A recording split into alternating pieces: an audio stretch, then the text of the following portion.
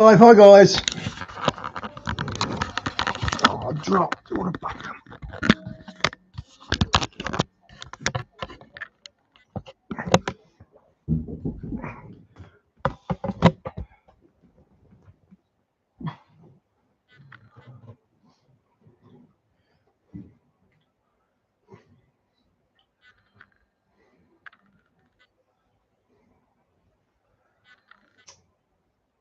Just had it there.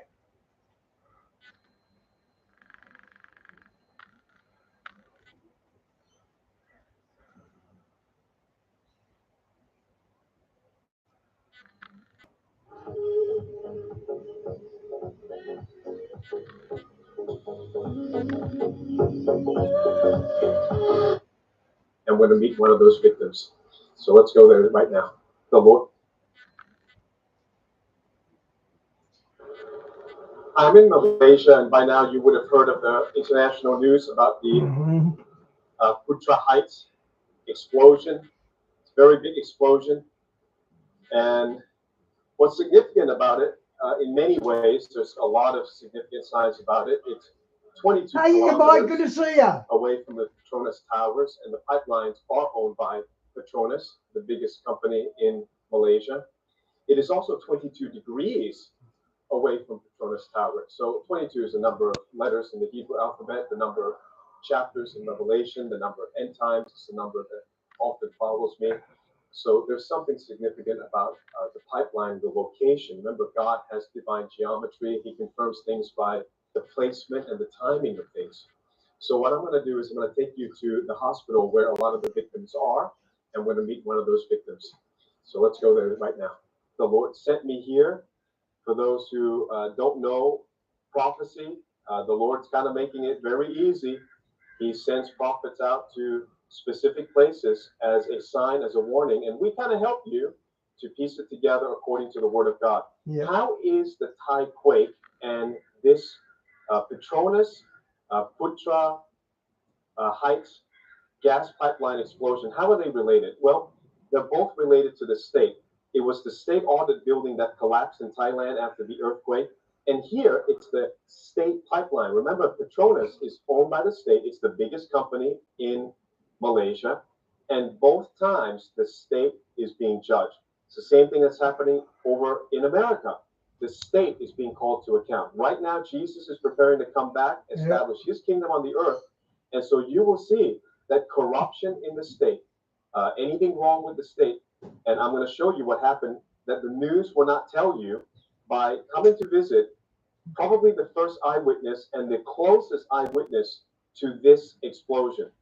He happens to be a Christian, and he's a very elderly man, and when it happened, he actually felt in the spirit to run. So he's in his 70s, and he's running with his head covered because debris is falling on him, and he runs for over 200 meters in the strength of God. I'm going to show you. His head is burned, his legs are burned, but he's okay, and his family is okay. So it's a miracle story. The other thing that you should know is the temperature of the explosion was massive. It was over 1,500 degrees Celsius. You imagine that melts cars, that melts houses. Look how big them flames are. I've never seen flames that high. And this uncle was there, and his skin should have just melted. Thank God he turned away from it. I'm going to show you his wounds. And the other thing that's important about this story, about how God's hand is over the believer in Yeshua, is that this uncle has 3 cars, and one of the cars is his son, who hasn't been going to church, and the wife is, still a Buddhist, and their car melted. The other 2 cars did not suffer any damage, like they're drivable right now. So things like that is That's proof cool. that there is tithers' rights. There is tithers' protections. And I'm going to get the photo. I can't get it to you on this video. But let's go inside. Let's meet the uncle, who's a tithing prayer warrior, and let's hear his side of the story of what happened, which the news is not going to tell you. And the Lord had me go and preach at a church where several of the members live right where the explosion is. So just so you understand, the explosion is not somewhere where there's a factory or a gas refinery. this thing was just a normal pipeline. And part of the injustice of this, God sends me to kind of unearth and uncover the issues of injustice, is that your community reported a gas leak for about 3 months, and they did nothing about it. So then this thing exploded and created like a crater. And you were out walking. I would say you'd have to be one of the closest people to the explosion, maybe the first one. The first one to see the process. You were the first one. Yeah. Why do you walk around there? Tell us. Walk around there is for exercise. Another woman who was there also, beside me also, we walk in the exercise. Exercise. My cousin is exercise place is very close to the first there, about 100 to 200. You're 100 feet away? 100 meters? 100 meters. Oh, about 100 meters away from the explosion. Your daughter says you like to go and walk around and pray. Yeah, every morning pray for our brother and sister, or Yes. especially my. Yes. And I can say that because the God can hear me. so God hears his prayer, Uncle C's prayer every day. He goes out, and this is morning, about 8 a.m., April 1st, and a miracle happened. When you see the fire, a lot of people panic. I want you to learn this, church. God sent me here. I was just at the earthquake in Thailand, and I said, these signs follow me. The Bible says in Isaiah 8:18 that, behold, I, the prophet, and the children whom the Lord has given me, we are for signs and for wonders. So God is very kind. The movement of certain ministries has an effect. And I'll give you another scripture. If you were living at the time of Lot, the fact that Lot and his wife and his children moved out of Sodom right away, that's a sign, right? There's not even a sermon that needs to be preached. You don't have to attend a service. If you had any spirituality, you would know that's a sign. Yep. So a judgment's coming. And these judgments used to follow me, but now they're like almost coinciding with the time that I'm there. So we preach in your church. We saw you. You were all well. Everything was good. And I said that there will be these signs in the cities, that the cities are not safe. And did you know that a couple of Malaysians, lovely people, brothers and sisters, but they made fun of me and they said, no, it's never going to happen in KL. They said in KL, we don't have earthquakes. So you in Bangkok and Myanmar, for you. But we are saying, I said, no. I said, please take it seriously. Everybody's hearing the word about end time, but they're not taking it seriously. They're not doing anything about it. So then this thing happened, and the people in your house, they didn't know it was a fire. What they thought it was, Just only fire only. No, the gas bomb out. yes, you saw. But I saw the grandchildren, and they said they thought it was an earthquake because they were sleeping. So a lot of people in their homes, second, third, fourth floor, they thought it was an earthquake. Uncle sees it as it's a fire. It explodes out. Hey, Osnevi, good to see you. You knew there was a gas pipe there. So it explodes. For 3 months, they've been telling the authorities they have a smell. So now, what's the miracle? What do you do next? Listen to this. What do you do? I will see I turn back my. Yeah, it is that one. Yes. Yes. Around 10 stories high like that. 10 stories. And then the sand and the stone fly over all the way in my face. Okay, so understand this. When there's an explosion, it's not just the fire. You're looking at it like it's a Hollywood movie or something. No, sand is coming, stone, metal bits are coming. So what do you do next? I just think that I must be keep running, run for my life. I must run. So you're turning around away. Yes. You're how old? 77-year-old, and he's booking. He's running away. He turns his head away from the fire and starts running. Where are you? Because the heat is coming very fast. You know the heat is coming. Yeah. Coming is very fast. So I run also. The heat also over me already. Yeah, the heat overwhelms you. Back to house. Yes. All my family all coming out and run. Yes. Because I know it's the gas. It's very dangerous. Very dangerous. Yes, the gas is the pipe is go around to the other side. Yes. And always the thing personally. You don't know. Yeah, it's all connected. They just housing fund is not so dangerous. Right. So that I must be run first. But that's a miracle because if you're in a like shell shock and you see an explosion and you just stand there like a lot of people are frozen, a lot of people get frozen when unexpected things happen. It's like when unexpected things happen, that's when you need the power of the Holy Spirit. You need to have a relationship with God. And I think God led you to turn, run, there's no delay.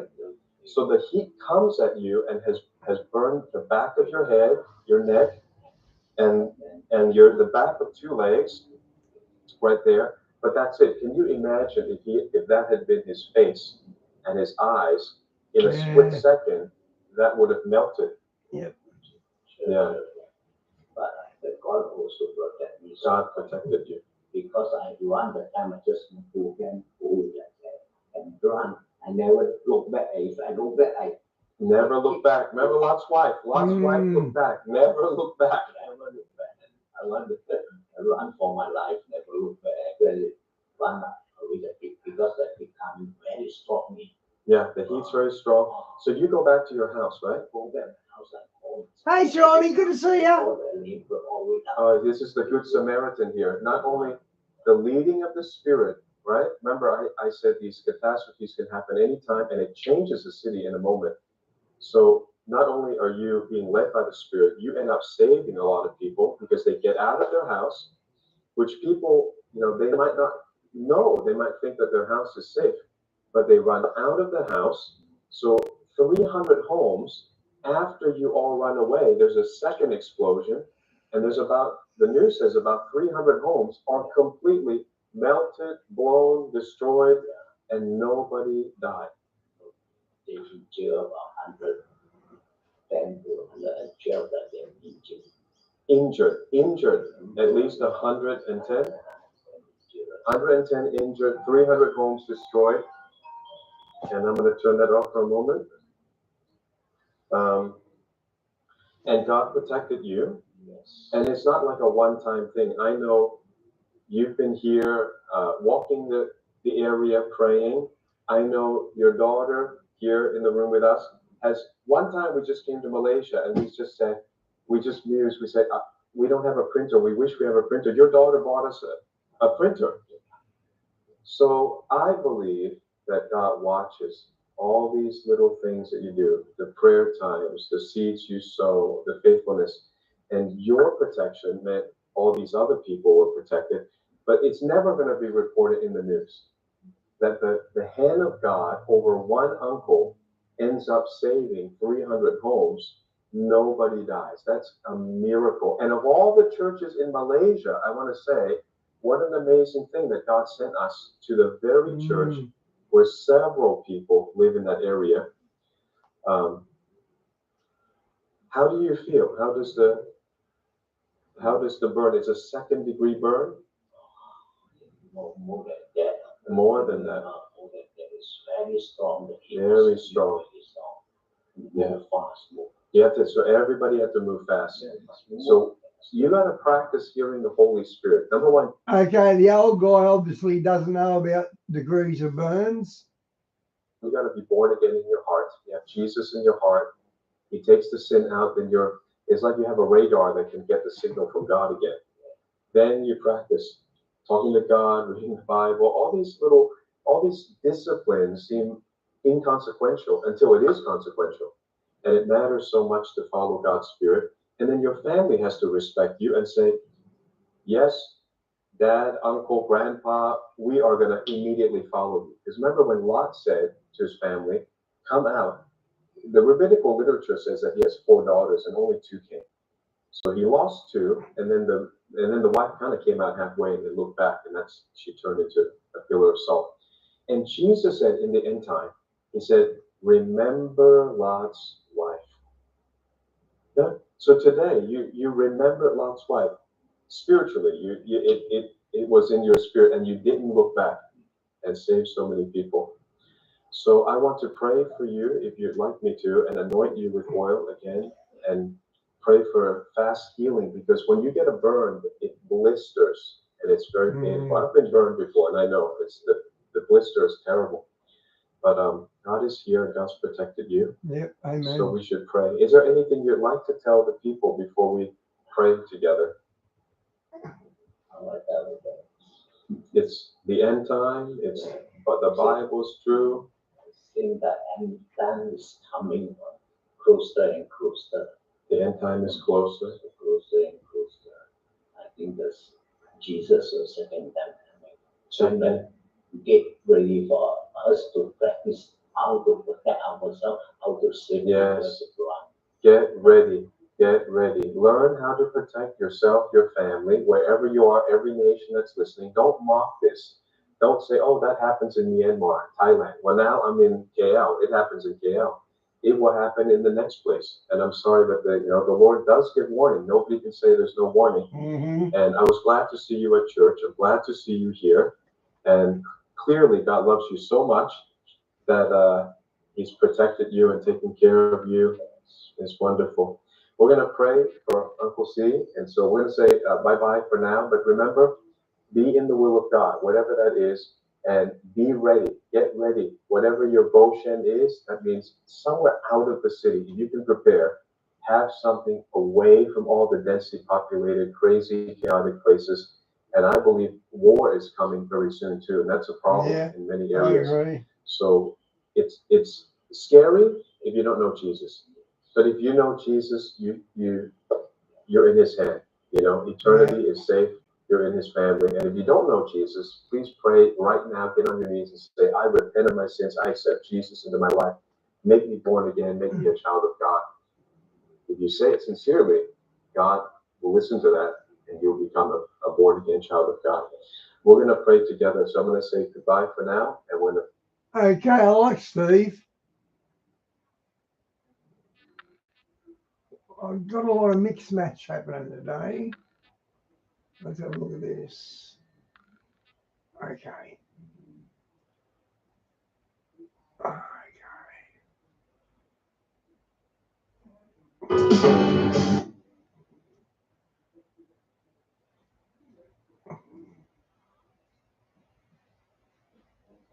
Saying, use this tool to weld loose railings. It takes just 2 seconds to weld a spot, and within 5 minutes. Saying, if he dies,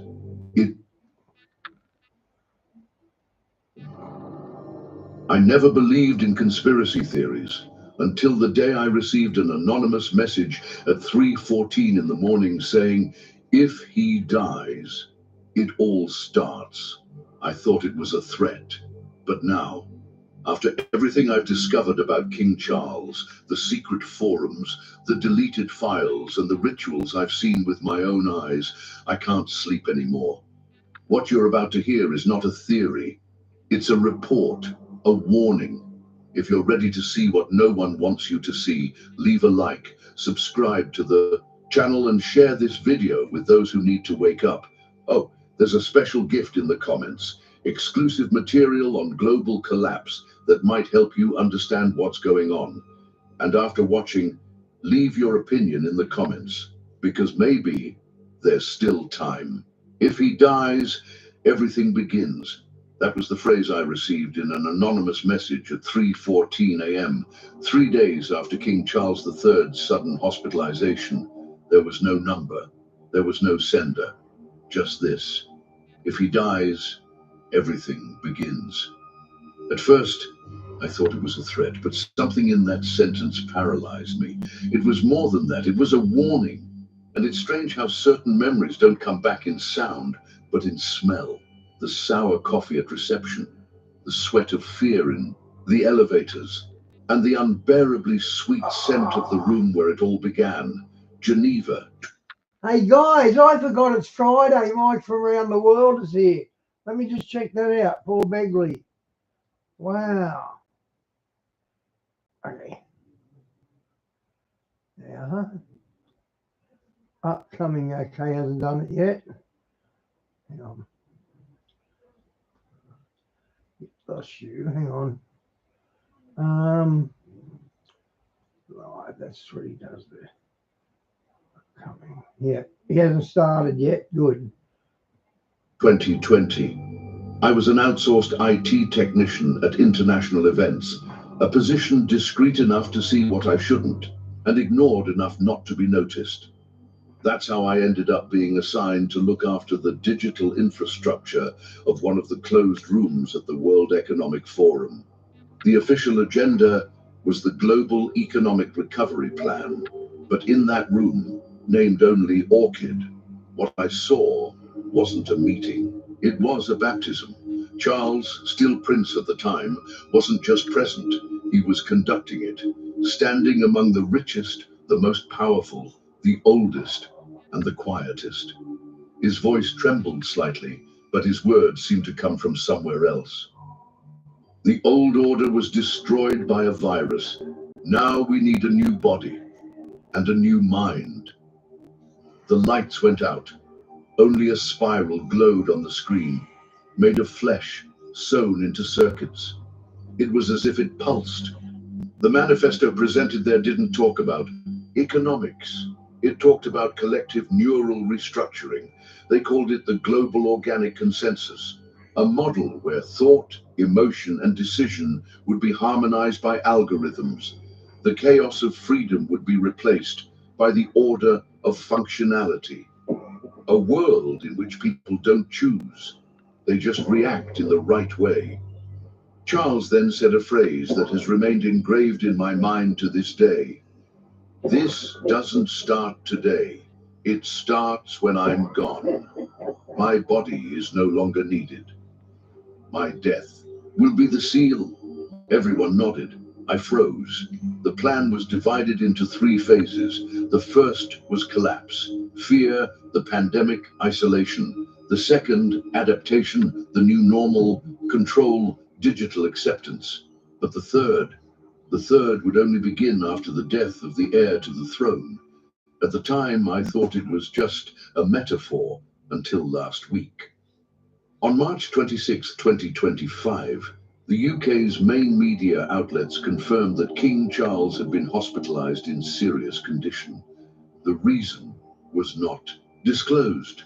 He was staying in the royal section of the King Edward VII Hospital in London, the same hospital where his mother, Elizabeth II, spent her last days. The same hospital where, according to rumours, part of the archives of the modern monarchy are kept under state secrecy. The night I was admitted, I received the second warning. Pay attention to the digital traffic monitoring satellites. The dispersion channel has been activated. Hey, Di, good to see you. The sentence chilled my stomach. I began to investigate. Through obscure digital security forums and former colleagues with old access, I discovered something that few had noticed. A parallel network, dormant since 2020, was activated that very night. A network that connects servers from the WHO, the UN, and international financial institutions in a mesh invisible to the average user. They call it the veil of calibration. Its purpose? To align biometric data, consumer decisions, and emotional impulses in real time by geographical region. A social algorithm that silently listens to and corrects the behavior of the masses. But this correction would only be possible with the release of the final trigger. This trigger has a name, and he is in bed, breathing with the help of devices, while thousands follow his recovery as if he were just another ailing king.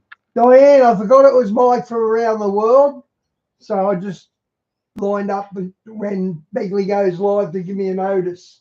But he's not. He is the thread, the seal, the button. In that 2020 room, the so-called founder, a figure never identified in official records, handed Charles an object, a small, black sphere, like an antique jewel. According to the reports that circulated afterwards, this sphere contained something more symbolic than physical. A program. not of a machine, but of destiny. When this body falls, said the founder, the new body will emerge, a body made of data, of obedience, of single truth. Charles held up the sphere and smiled, not with pride, but with relief, like someone who understands that his end is the beginning of something greater. Since then, I've been on the run. My name has been erased from official systems. My financial history no longer exists. Sometimes I think my reflection is disappearing too. But while it breathes, there is time. When he dies, the world will wake up differently, but no one will notice on the first day, not even on the second. Diane, that won't load my end. And only afterwards, when it's too late, when everyone realizes that everything was already written, and that the reset was never a choice. At first, I thought it was an exaggeration. These theories of global control, behavioral washing, invisible government, something from a paranoid forum or a badly written Netflix series. But then I started to see the details, language becoming unified. The same words in the mouths of different people in different countries, with different accents, but with the same emotional tone. New normal. Guys, can you see Diane in the chat? Resilience. Collective purpose. Words that weren't chosen, they were sown. In 2021, I was hired by a behavioral data analysis company. No UN badge, no glamour. It was just another outsourced service provider, but with unrestricted access to metadata from international agencies. My job, to interpret feelings. Yes, that's right. I didn't measure likes, I measured emotions. I tracked emotional patterns hidden in comments, audios, facial expressions, and voice tones. This data fed into an artificial intelligence system called Themis, an emotional oracle created for the World Economic Forum.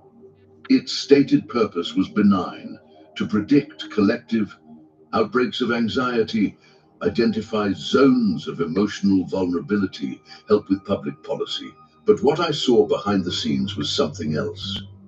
Themis was a global emotional adjustment machine. It could predict not only how a group would react to a tragedy, but how to induce a desired emotional response in advance. All you had to do was play the right stimuli, a headline, an image, an advertisement, a repeated sound in the background. In a confidential presentation, one of the phrases on the slide read, "We don't want resistance, we want coherence. The next human stage is continuous sensory modeling." At the time, it sounded technical, but then it became clear. Coherence, that's the new name for freedom. Themis began to be tested silently in social campaigns. First, to provoke empathy, then to provoke guilt, finally, to provoke silence.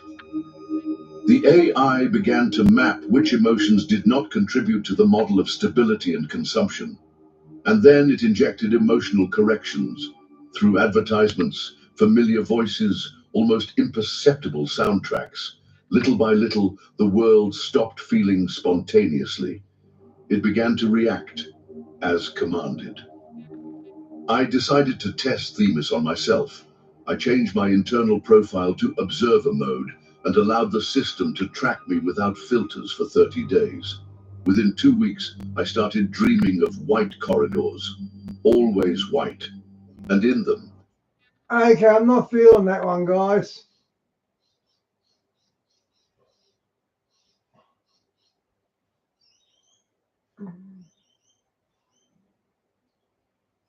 I gotta do this one.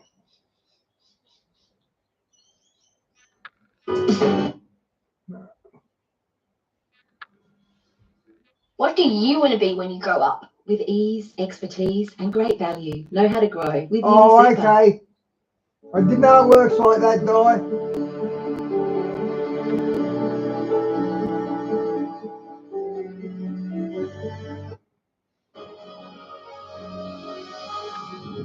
Hello and welcome to Prophecy Watchers. Josh Peck joins us today, an expert on the mysterious activities happening at CERN. Josh is one of 17 speakers who will be joining us in Orlando, Florida for 4 days of sunshine, blessing, and encouragement. Join Mondo Gonzalez, L.A. Marzulli, Billy Crone, Jonathan Kahn, Tom Hughes, and many other Bible prophecy experts for the latest cutting-edge information straight from the pages of the Bible. A few tickets remain for the March 27th event, or stream the entire 4-day event from the comfort of your home, the next best thing to being there. Visit us at prophecywatchers.com for the details. Now, here's Gary Stearman as we examine the controversial subject of CERN. Hello, I'm Gary Stearman, and this is Prophecy Watchers. Today we have a very special guest. His name, Josh Peck. And Josh, you're no stranger to Prophecy Watchers. Tell us about your connection with our ministry. Oh, yeah. Well, shoot, we've known each other for years and years and years, even before coming to work here. So I've been here maybe almost a year now. Actually, by the time of our Orlando conference in March, I'll have been here a year. But we've gone way back, years before that. We've been working in ministry together for probably close to a decade now. Right. So, yeah, it's been a very long and amazing friendship, and I'm very grateful for it. Glad to have you here. And by the way, Josh is a great writer. He has put an article in our February 2025 Prophecy Watcher. And the title of the article, and it may run past you when you first hear it, but we're going to explain what it's all about. Ancient Connections to CERN, capital C-E-R-N. Now, what does that mean to people who have no idea about CERN? Well, CERN is basically, today CERN is the organizing body of people that run what's called the LHC and other machines as well. But I love the CERN stuff. When I put CERN in the heading, it doesn't get many views. So not many people are in the CERN, but I love the CERN stuff. It's basically a big particle collider, the LHC, the Large Hadron Collider. So you have CERN, which is just the people that manage the machine, and then the machine itself is the Large Hadron Collider. It's like how NASA manages rockets. And NASA is the organizing body that deals with the rockets. Rockets are the actual machine. So the LHC is a big particle collider. They run all sorts of experiments and things there. And lately, okay, a couple of questions. Absolutely. So people listening, what collider? And guys, the reason Australia got tariffs, we got a lefty government in, and the Prime Minister and their ambassador to America, they were bagging Trump like 12 months ago, making fun of him, calling him a terrorist or whatever. Now he's in power. That's why he didn't look after us. If we had a right-wing government, we're going to elections now. If we had a right-wing government, I'm pretty sure Trump will work with us.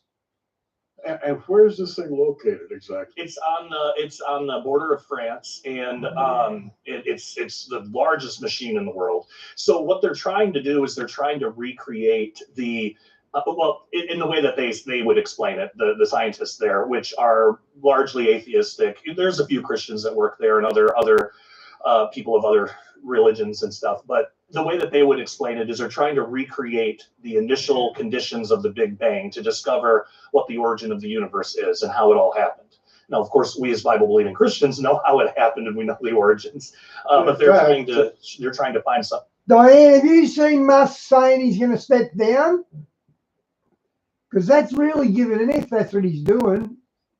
Scientifically. In fact, the Big Bang theory goes back several decades to people who were trying to understand, physicists trying to understand how the universe was created. Yeah. And of course, we as Christians have an idea because we've read the Bible. That's right. But science wants to apply scientific methods. That's correct. To get back to the very beginning to find out how all we can do that too. Well, they call it the Big Bang, and they've called it many other things. This giant explosion that created the heavens and the earth. Mm-hmm.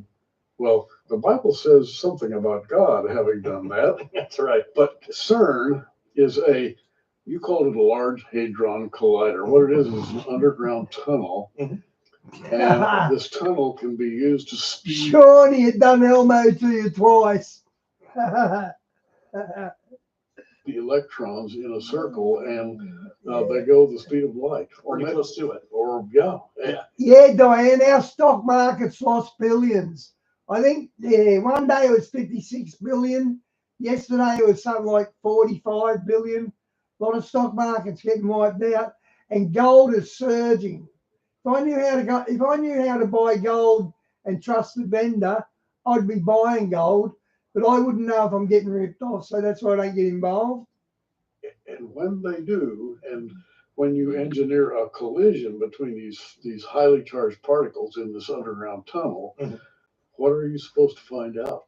Well, what happens is when they slam Trillions, two particles wow. together, it sends energy into these other fields, possibly fields that we haven't discovered yet. And if you send enough energy into a field, it'll produce a particle. So then they have detectors, and then sometimes they can catch a particle that hasn't been discovered yet. One of the biggest, most recent ones was in 2012 when they discovered the Higgs boson for the first time. And so it had been hypothesized before. Boson, let me just interrupt you for somebody's boson? What's a boson? It's just a type of particle. It's a type of particle. Yeah. And very specific, named after a scientist, Dr. Higgs. Yeah. And this Higgs boson supposedly gives us a clue as to how everything was created in the beginning. Yeah, and even how everything works today. What was amazing about that discovery is it showed that mass, what we think of mass as like substance. Mass is actually just an interaction with a quantum field.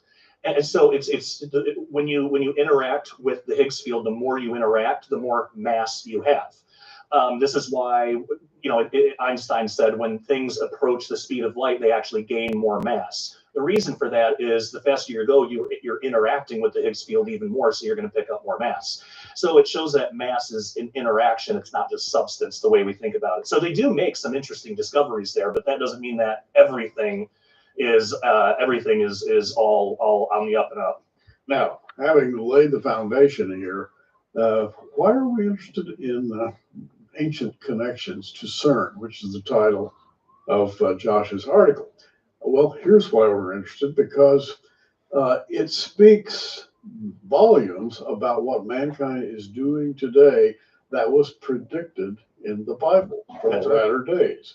And the people who have built this huge machine have assigned to it great power, not just electronic power or whatever kind of power you generate and project into that circular tunnel, but I guess you would say that the power to connect man with his spiritual history. And how long ago was it that there was the supernatural march when people dressed up in costumes and the Gothard Tunnel. I don't remember the exact year, but it was a few years ago. And I remember when Tom Horn was alive. He and I were writing a book together about that. And he dealt with the Gothard Tunnel opening. And people can go and watch it online. I would suggest praying before you do and making sure you're spiritually covered. Dark satanic, of spiritual observance. People marching in costume around the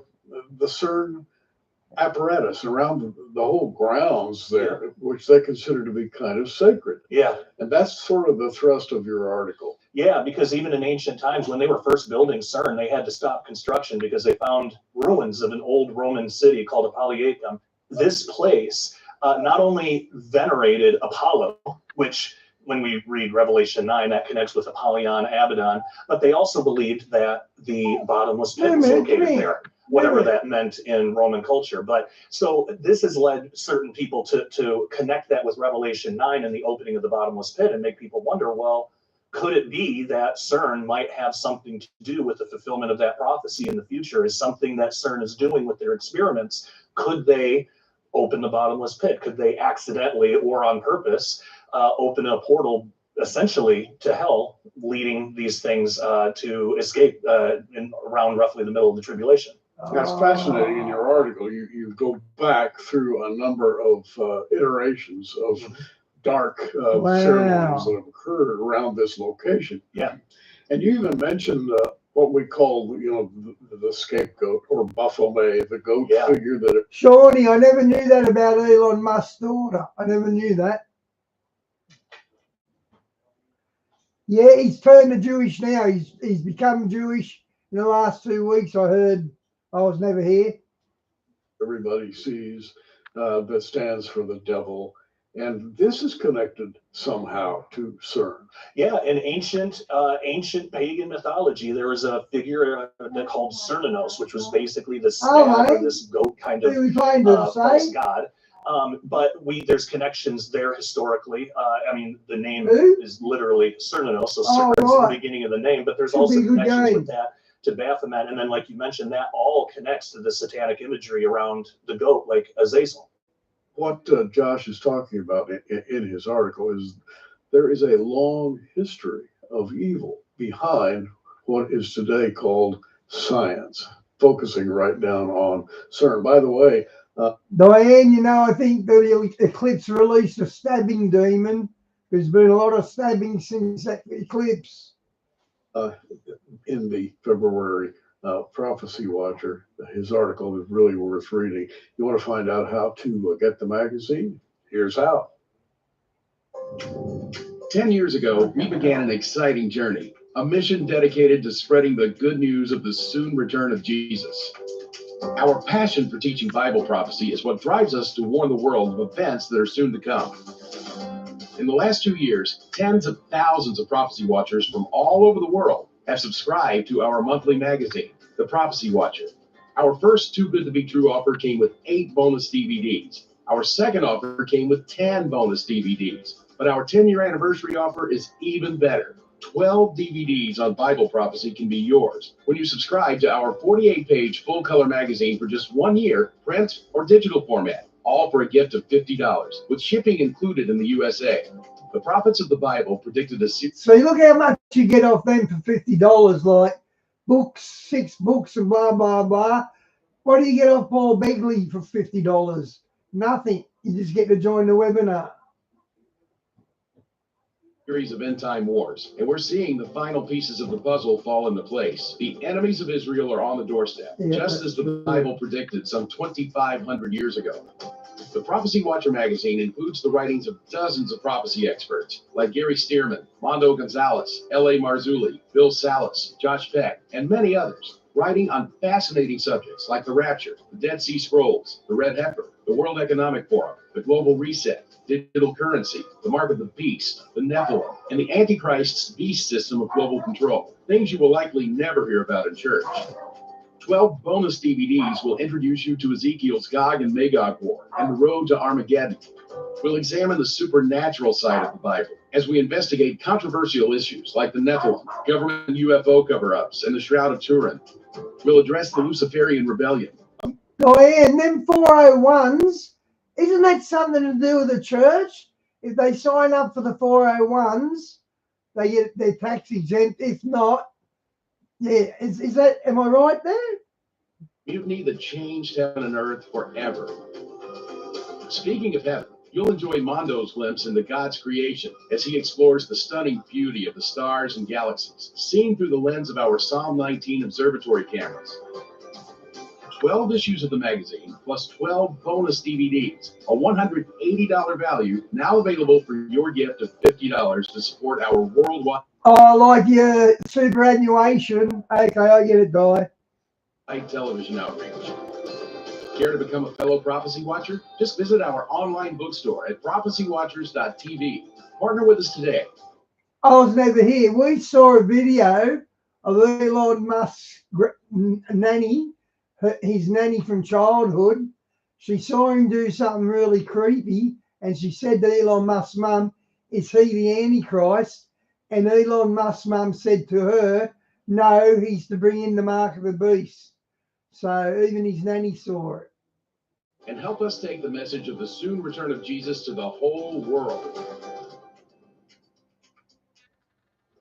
Well, we're back with Josh Peck, and where should we take up at this point, Josh? Well, we talked about Azazel, and actually, I want to give credit where credit's due. You brought that connection up, and then you got my gears turning. And I remember a while ago researching the timing of Revelation 9, and specifically the abomination of desolation. And in my research, I've written about this. I found that most likely the abomination of desolation during the tribulation happens at the Day of Atonement. In the Day of Atonement ritual, it takes half an hour to complete the part that.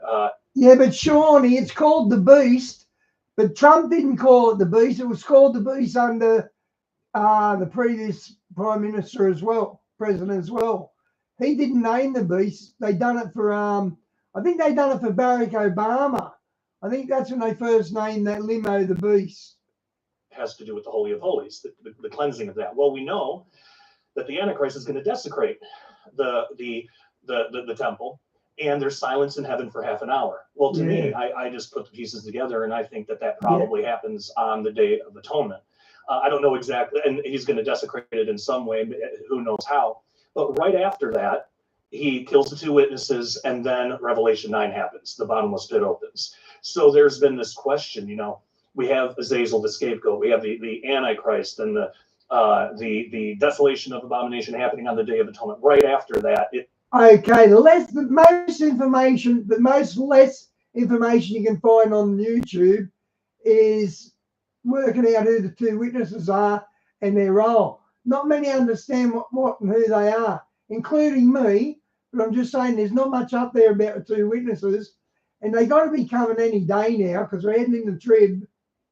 Is the opening of the bottomless pit. So could CERN, with all of this goat imagery, with the Cernanos, Baphomet, all this goat imagery, could that possibly have something to do with the opening of the bottomless pit during the tribulation, if CERN is even still around at that time, if not maybe some other particle collider or something? But it's led people to wonder that, and I think for good reason. But somehow the symbols of evil that we think of as Christians have become infused into CERN. Yeah, they even have a statue right in front. Tell us about that. Oh man, so yeah, it's called the Shiva Statue of Destruction, and basically it's from Indian mythology. But when you look at it, it looks like Satan coming through a portal of flames.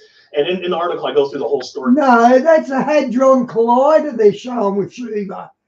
Wow. Of what it actually means in the Indian epic, and it's this Nataraja dance of this cosmic dance to destroy the universe, essentially, so it can be rebuilt again. And when you think about what the Antichrist comes to do, it basically destroying the world in a sense to rebuild it in his own image. I mean, the symbolism matches up really perfectly. And then you look at the statue, and it really looks like a satanic being coming right out of the fiery portal. Now tell us about the goat head in its connection to CERN. Because the main thing is going back to the Roman ruins that were found there, and how they connect Apollyon and Abaddon, but also the ancient false god Cernanos, who had it's a stag, but it's still the same kind of shape. That kind of had it's a false fertility god in a sense. And then you can, there's direct connections from Cernanos to Baphomet, which in occult and a lot of pagan work, but mainly occult, is an important, really super evil deity, of course, to us, but very important to them. If you hear Paul go live with Mike, will you give me a heads up, please?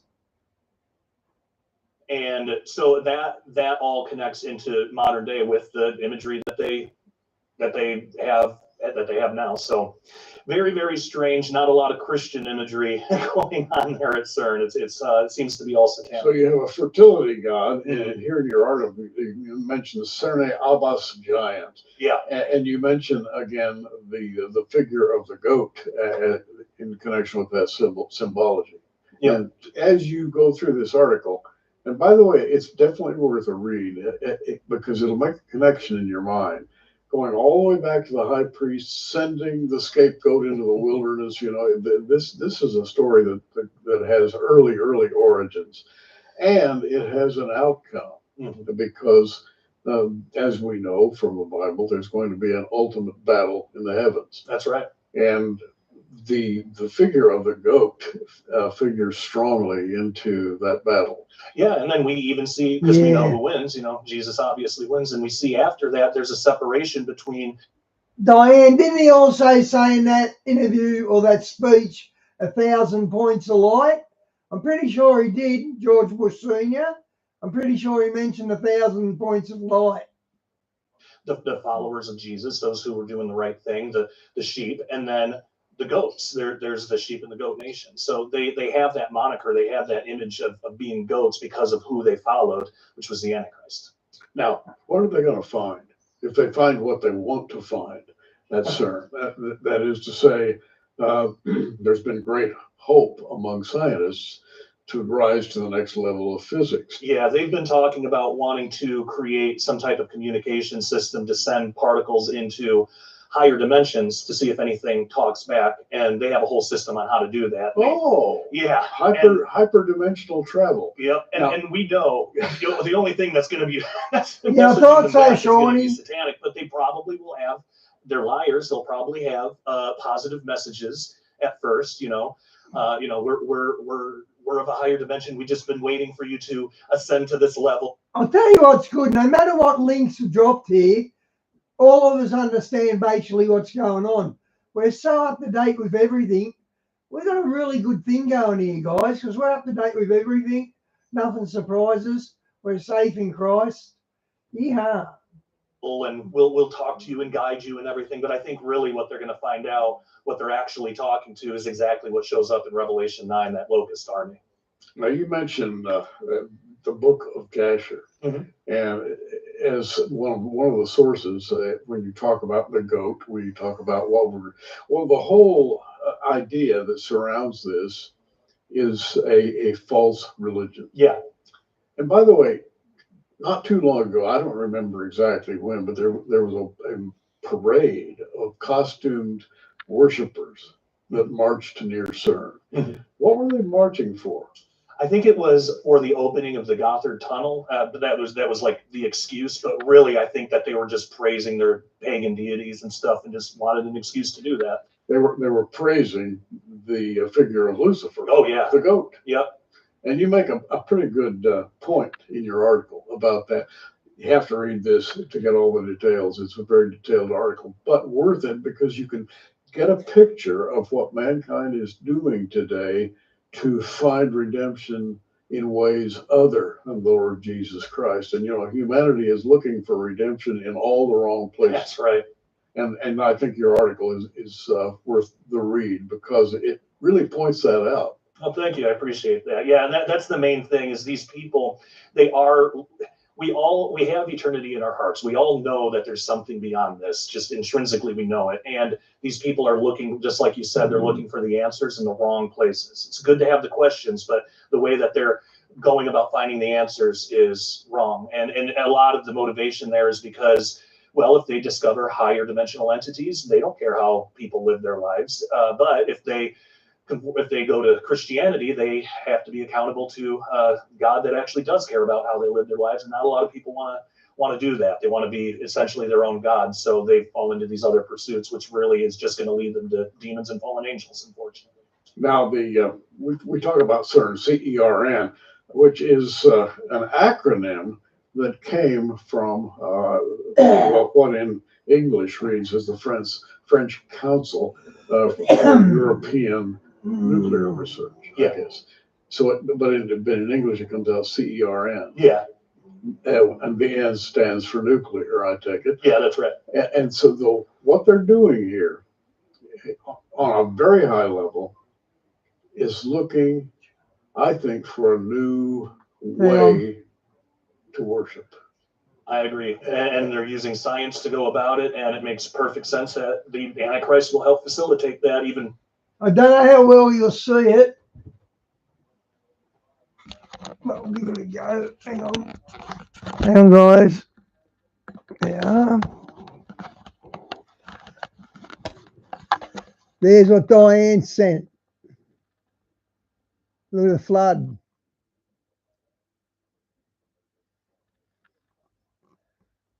You should have green leaves on them trees by now, shouldn't you? Okay, that's pretty bad, Di.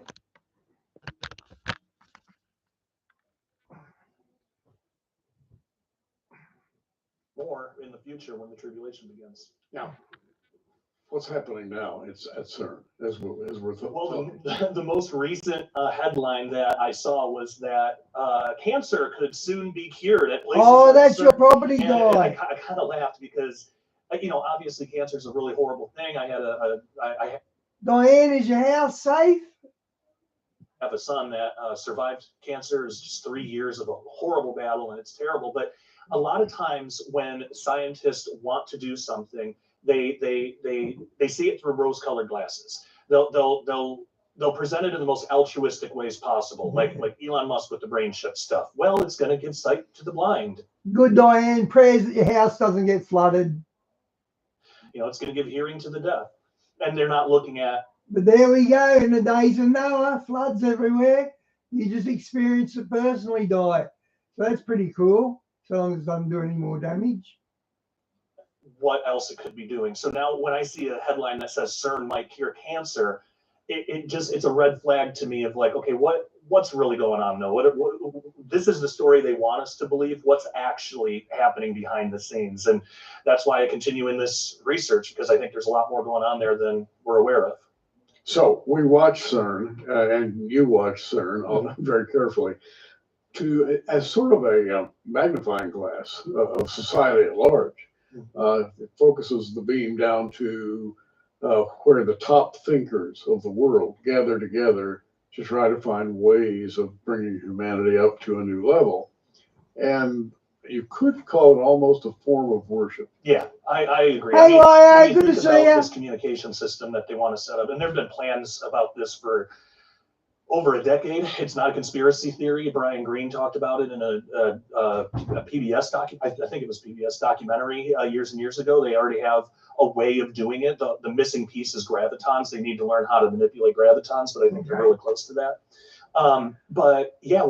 Lord, I'm just going to step in and ask you to help Diane with the flooding. Please don't let her house get flooded. She's one of your daughters, Lord. We're asking on behalf of her. So, Lord, please stop the rain from entering her house. Thank you, Lord. Amen. When you think about what that really is, it's sending a message to a higher power. What is that if not prayer? And it's seeking their intelligence. It's seeking their guidance. What is that if not worship? So whether they know it or not, by doing this, they are going after the same false gods that humanity has always went after. They're just going about it in a roundabout kind of different way. They're using science to get there rather than religion and spirituality. Or, in other words, science meets religion. That's right. CERN. If you'd like to read about this, our February issue of the Prophecy Watcher contains this wonderful article by Josh Peck. Right now, I'd like for you to join us in just remembering what we did last Christmas in Branson. We all know what Genesis 1:1 says. In the beginning, God created the heavens and the earth. It seems so simple, but acknowledging our miraculous creator is not what they have in mind. Josh Peck has looked beyond the obvious to ascertain CERN's real agenda and who is behind it. Is it a harmless scientific project with Yeah, I'd have to say Josh Peck has got the best take on CERN. Out of all the Christians, he's got the best take on CERN. altruistic goals for mankind or something else? There has been great controversy over CERN's clandestine activities and the environmental disasters their experiments might unleash. Josh spoke of the opening of the bottomless pit in the book of Revelation, while others believe CERN could create a hole in the veil that separates heaven and earth, allowing demons easy access to our planet in the tribulation. Then there's the occultic connection that seems to surround CERN. The old gods seem to occupy a prominent place here. Yeah. Is this another attempt by Satan to destroy God's creation and remake it in his own image? It wouldn't be the first time this ancient battle between Jesus and Lucifer has moved to planet Earth. Josh Peck has been a featured speaker at several of our prophecy conferences. We've chosen 2 of his best presentations: Is CERN Opening Demonic Portals? And Afterlife, Unraveling the Biggest Mysteries of Life, Death, and Beyond. These 2 messages on DVDs can be yours for your gift of $20 or more, with shipping included in the USA. When you purchase the entire Branson conference featuring 23 experts and 43 messages, we'll send you the entire conference on 22 DVDs. The conference set includes Josh's live conference message on CERN, plus another DVD. And Okay, selling their products. I usually bail out there. Okay, what else we got? Gift of Interesting. Yeah, this I found late. It takes just 2 seconds to weld a spot, and within 5 minutes, the railing can be sturdier than when it was newly. It began to react as I done commanded. this. It was a bit, yeah.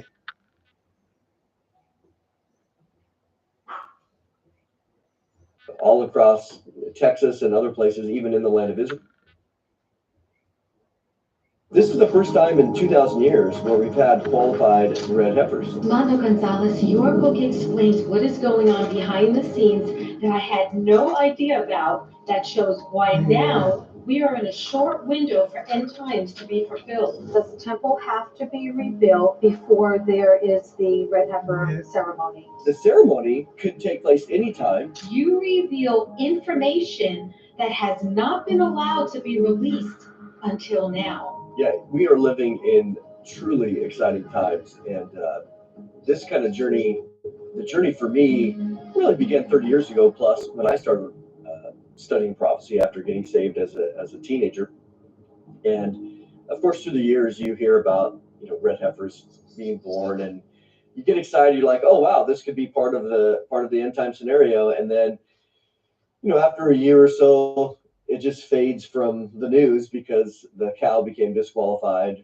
And you know, that was just kind of the way it went. Sometimes there wasn't a cow that was born, you know, in 4 or 5 years. And so you were kind of waiting around and you're like, okay, well, here it is. Well, now we're living in different times. You have ranchers all across Texas and other places, even in the land of Israel now, that are specifically breeding red cows, either a red Angus or Santa Gertrudis is another one of the cows. At least I would say brands, but kinds that are getting ready. And the interesting thing about this particular situation is Ty Davenport, who provided 3 of the cows for this latest episode of the 5 heading over to Israel in 2022. He felt that the Lord revealed to him back in the 1980s to basically focus specifically on raising red Angus cows. And so he began to do that, and he did it for prophecy's sake, which is very amazing, of course. I saw a video where October the 7th attack on Israel, that happened because of the red heifers. The red heifers triggered Palestine to go off like that. I don't know how true it is, but it sort of does make sense. You know, some cows are less red, and you're just a cattle rancher. But in this case, when these were born, the rabbis had come over subsequent to that, had heard about it through Byron Stinson and others, and came over to look at them. And so we are living in an age where it is 100% confirmed that of the 5 cows that they have sent over to the land of Israel, and there's a whole backstory in all that, but 2 are still qualified.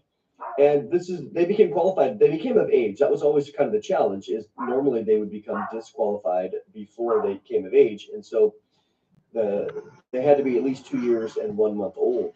And that happened in November of 2023. So now we're going to 2025. So they, at least these 2, at that time there was 3, became of age, and which was again the fully qualifying mark, along with no,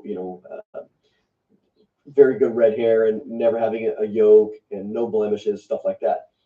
But there's no upper age limit. So I'm kind of just throwing all this out. There's no upper age limit. So this is the first time in 2,000 years where we've had qualified red heifers. So to me, that is very unique. Not only do you have 1, you only need 1, but there's 2, possibly 3. So this is why the age that we're living in right now is very unique as we're approaching that.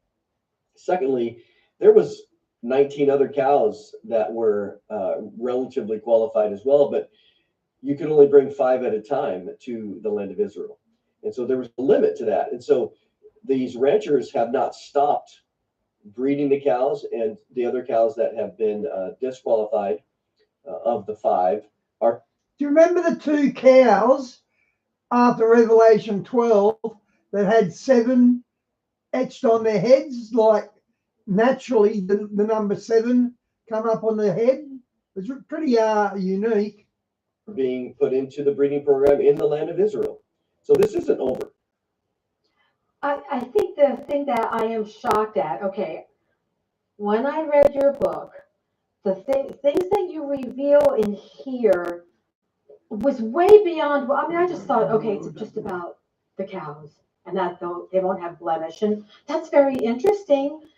Diane, they've got their Messiah already, the Yanuka. That's what they call him. They've got their Messiah.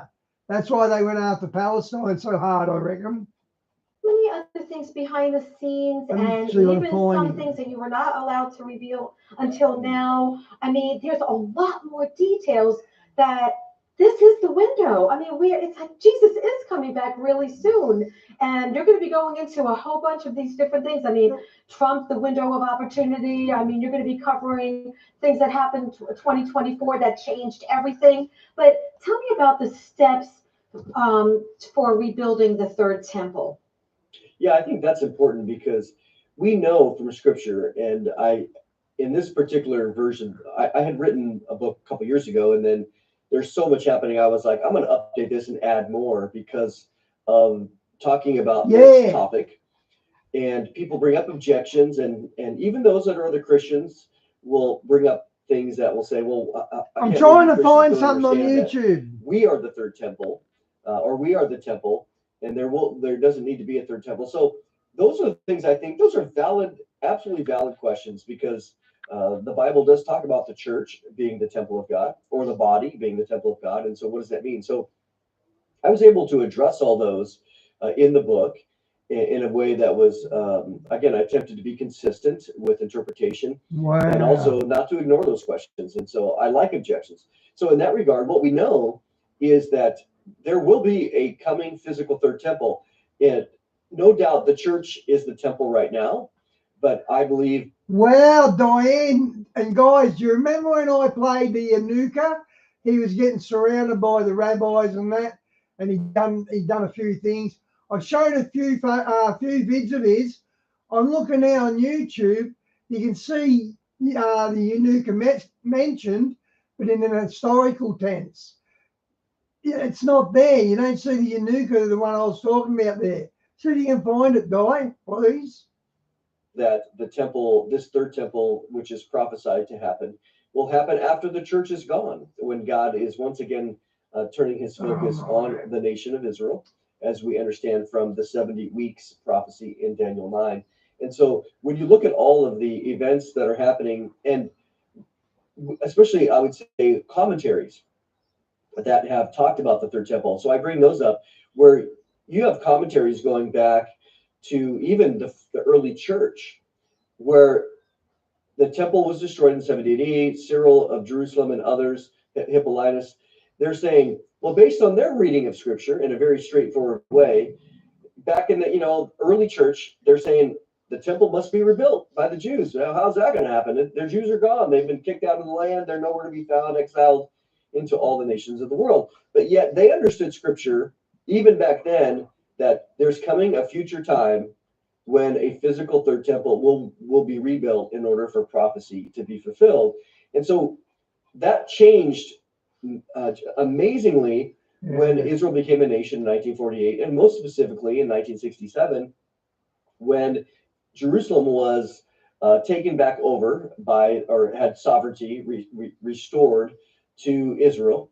And that is when you have the Temple Mount Faithful group by Gershon Solomon being founded. Later in the 1980s, you had the Temple Institute.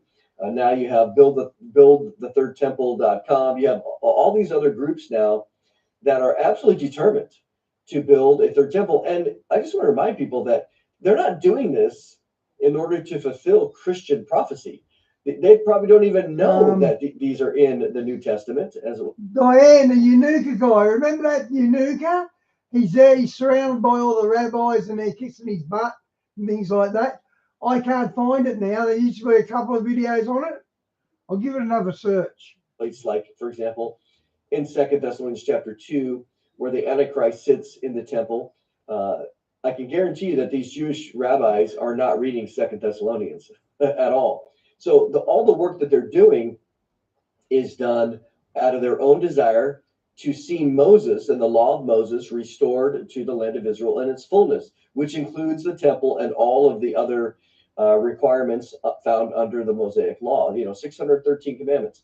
Now we realize that that's not, that is all of the laws of Moses have been fulfilled in Jesus Christ. He came, he lived a perfect life, and he fulfilled all that. That's what the entire book of Hebrews is about. But the age that we're living in now, we recognize, wow, let's look around. The Bible says the early church taught that there was going to be a third temple, and now we're in the age where they have all of the things prepared.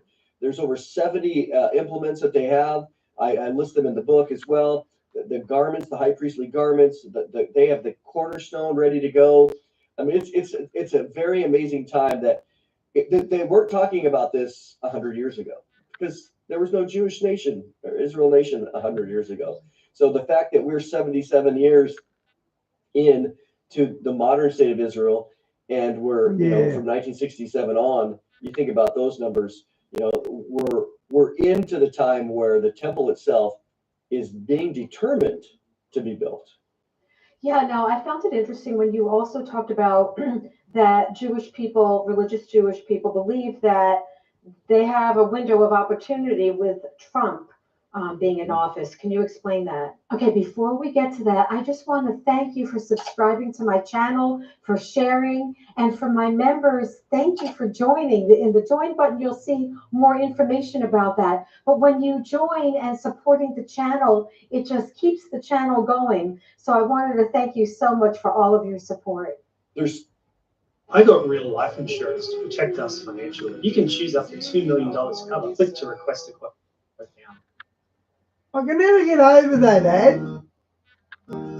It's an ad for life insurance, and his wife died and he gets paid $2 million, and he's there smiling about it. I don't think I'd do an ad like that for insurance and have the husband and the daughter there laughing about it.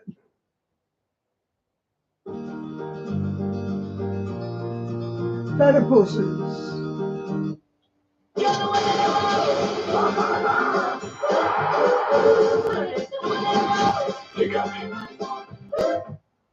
There's such a contrast between the current Trump administration and the previous Biden administration, and even going back to the Obama administration, which, you go from Obama in 2008 to 16, and then you have 4 years of Trump, and then you have Biden, or, basically, Obama 3.0. So during Trump's first administration, and people can recognize this, where the rabbis loved Trump because Trump was the first one to move the embassy over to Jerusalem from Tel Aviv. I mean, this legislation was passed in the 1990s with Bill Clinton, but there was a proviso in it that allowed every president to push it off every 6 months in moving the embassy over. Well, Trump, if people know Trump's personality, he's like, well, they're all a bunch of losers. I'll do it. I'll be the winner. And so that's just the way he thinks. And so, as we know, in his first administration, he moved the embassy over. And because of that, the rabbis minted a coin, a Trump coin, for him. They call him Cyrus, the Messiah, because we know in Isaiah 44 and 45, there is the word Mashiach in Hebrew means anointed. It's used of a non-Jew. It's used of a Gentile. And so they put him in that regard because Cyrus at that time was part of the mechanism that was used by God to help the Jewish people rebuild the second temple. And so in their mind, they're thinking, well, hey, Trump has a divine mandate to be the new Cyrus. Of course, Trump loves all those accolades. That's just part of his personality type. But now, so you have that fast forward in the sense of his first administration. Then Biden comes in and everything gets shut down. Everything's quieted, especially in the year 2024, the last year of Biden. They were supposed to do the ceremony, the red heifer ceremony last year. I knew but you'd now that find Trump's in, the rabbis they're ecstatic because they believe, and Trump has shown so far, that he's a very good friend of Israel. He's very supportive of their desire to, again, to get rid of the terrorists, Hamas in Gaza. And they got basically the green light. So for them, the rabbis, they're thinking, this is it. Trump has come in now. He's going to sort this out. They're going to squash Hamas. And there's going to be a level of peace and security as it relates to maybe some of the other nations, Saudi Arabia and others being involved in what Trump is trying to do in the sense of making peace or normalizing relations with. I actually played that Yanuka surrounded by the rabbis and that, and they were going nuts over him. It's like the Beatles walked into the room. They were going nuts over him. Israel and these surrounding countries. That would not have happened under Biden. It just wouldn't. But this new administration, again, is basically peace through strength. So for them, they're looking at it going, this is the window. Here we are. Yeah. Trump is going to make it happen. He was there for 2017 for the embassy, and we believe God has given him a divine mission to help us rebuild the third temple. And, of course, the red heifer ceremony. Right, and there's also people in his administration who have even said publicly about building another temple there. So it's very, very interesting. Now, of course, some of the stuff that you said, you know, and I know you've heard it all. Oh my goodness, he's the Antichrist. Yep. Yeah. I get scolded. If I don't call him the God's Savior of America, I get in trouble. If I don't call him the Antichrist, then I'm deceived and I get in trouble. I think the truth is in the middle somewhere for sure. Yeah. But you can't please everyone. And there are those that. I think he's turning out to be one of the 10 kings. I done a stream on that. Again, they're going to lean. They're all Christians. And so both Christians are calling the other Christians deceived, you know. And so you just sit back and you go, look, we know that Trump is a complicated individual. And whether he's a Christian or not, that I don't know anybody's heart. Certainly some of the actions that he does are not very Christian for sure. But on the other hand, no doubt anybody should really rejoice in the policies he's making making America stronger and safer. To me, those are great things. And bringing back sanity, bringing back biblical ideas of male and female. I mean, praise the Lord. It doesn't really matter who it's from necessarily. I'm happy. My attitude is, look, I don't know where. Why? That's why I reckon the Jews were so brave to go into Gaza after the 7th of October. They probably had that Yanuka's blessing. And gee, hasn't it turned out to be a big victory for Israel? Trump's going to end up. But in the moment, I'm rejoicing that we have these things that are, again, sanity. You know, women are, you know, males are not allowed to beat up on women in women's sports. I mean, common sense. I think God would approve of that. Now, where, again, Trump ends up in all of this, I don't know. But in the moment, I'm going to be happy for what we're seeing. Right, right. There's no reason to be speculating, but we do see Bible prophecy speeding up. Now, does the temple have to be rebuilt before there is the red heifer ceremony? Well, good question.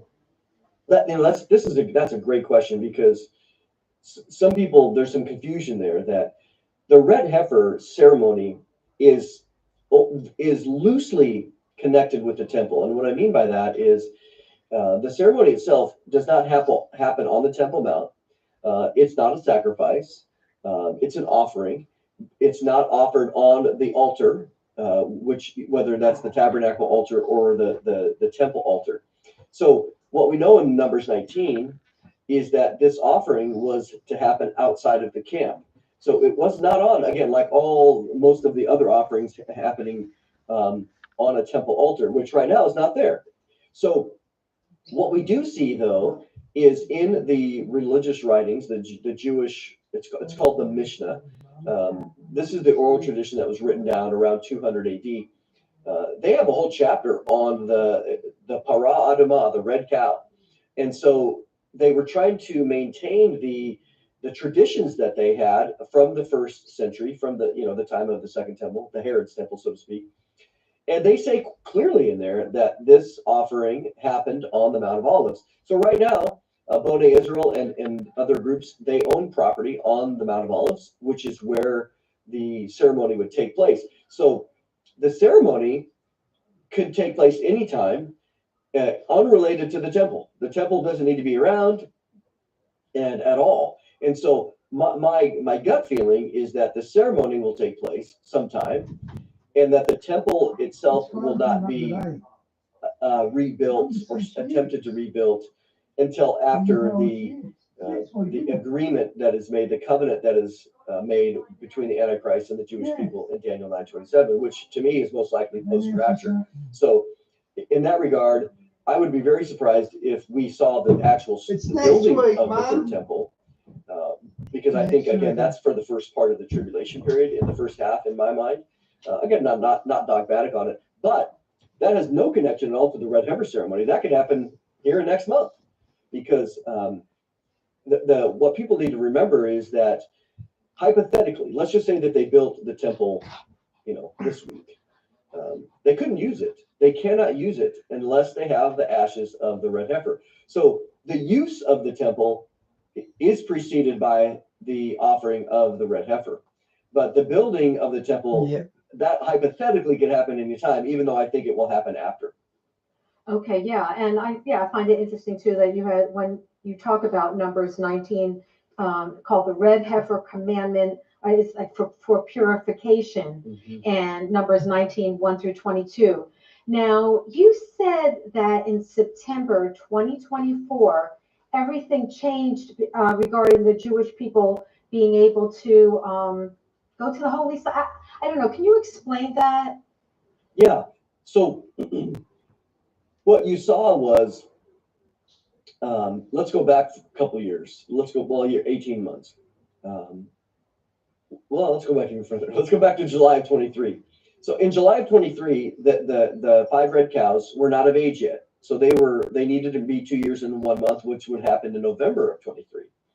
But in anticipation of their birthday, of where they would become of age, there was discussions and podcasts by those that are connected with the Temple Institute.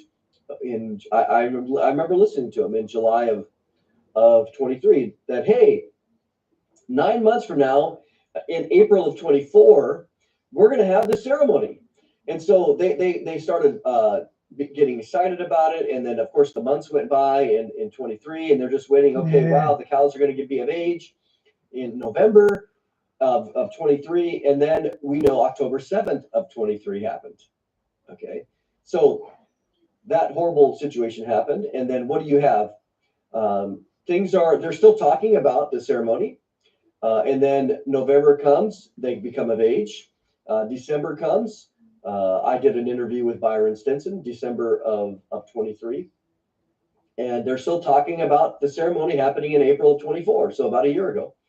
Well, then, all these things, they got preliminary approval from the Israeli government. And then, of course, the political situation begins to change, because now Israel is seeking to eliminate Hamas. They went to war with them, as we know, in the fall of 23. And when you come to January of 24, so just about a year ago, things changed.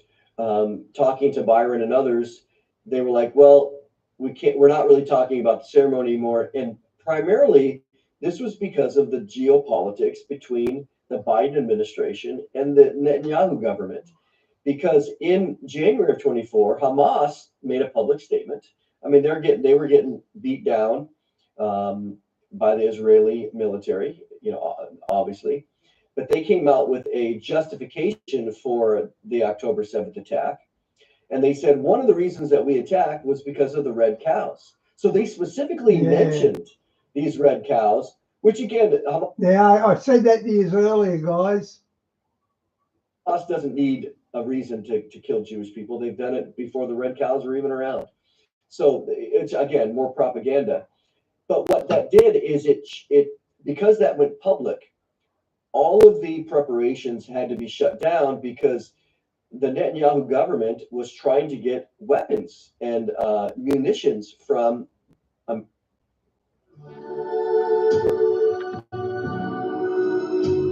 Ever found your perfect match?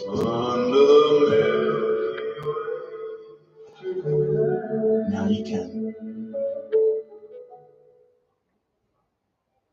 Drench your thirst with Hydrolite. Light speed rehydration every day. America, and the Biden administration was reluctant to give Hi, those. Trace. Good to see you. What you have there is it would have been foolish for the Netanyahu government to allow the ceremony to happen, because that'd be like throwing gasoline on the fire, and that would have really irritated the Biden administration.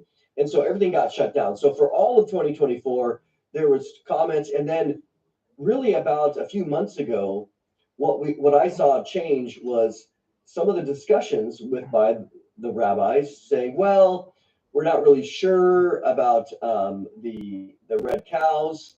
We're not really sure whether this is going to be doable right now. We don't know when it's going to happen.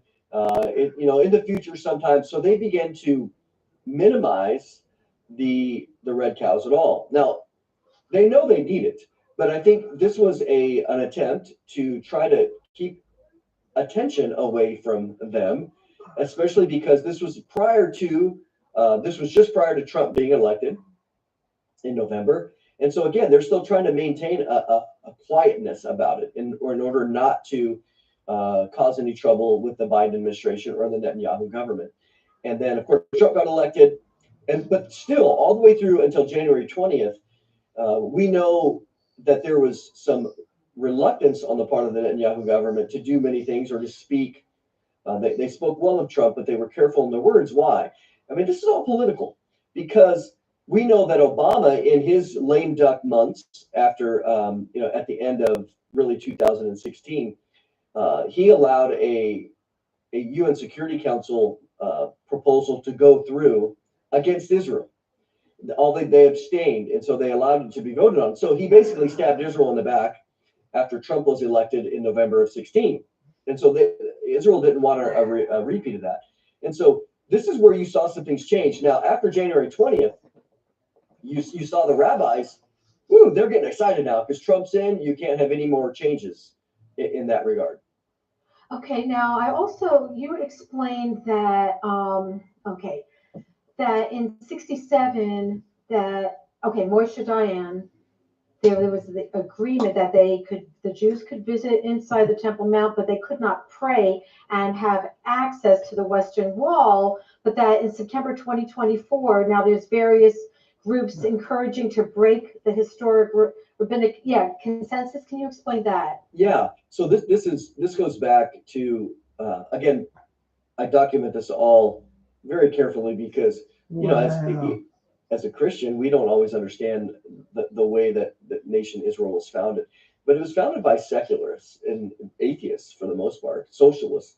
And so Moshe Dayan himself, he was a military leader, and he's the guy that you see with a patch on his eye. And not ancient times, but in the beginning parts of the state of Israel. Well, he's the one that got through in 1967 in the 6-Day War. But he was an atheist, and so when he broke through, it wasn't some religious thing for him. He was like, "This is our culture. This is it." So, but what you had was he made an agreement, which again people are shocked that they handed over. As soon as they got in there, and they handed over religious sovereignty of the Temple Mount itself back to the WAQ, the WAQF, which was a Jordanian religious group. And so you're like, whoa. And so, but what happened? What coincided with that, even before that, was the rabbis that were living in the land of Israel. They had a rabbinic law that forbid Jews from going up on the Temple Mount because they didn't want them. They thought it was holy, and they didn't want Jews contaminated. The Gentiles are already up there contaminated. But what you saw recently, and this is what the change.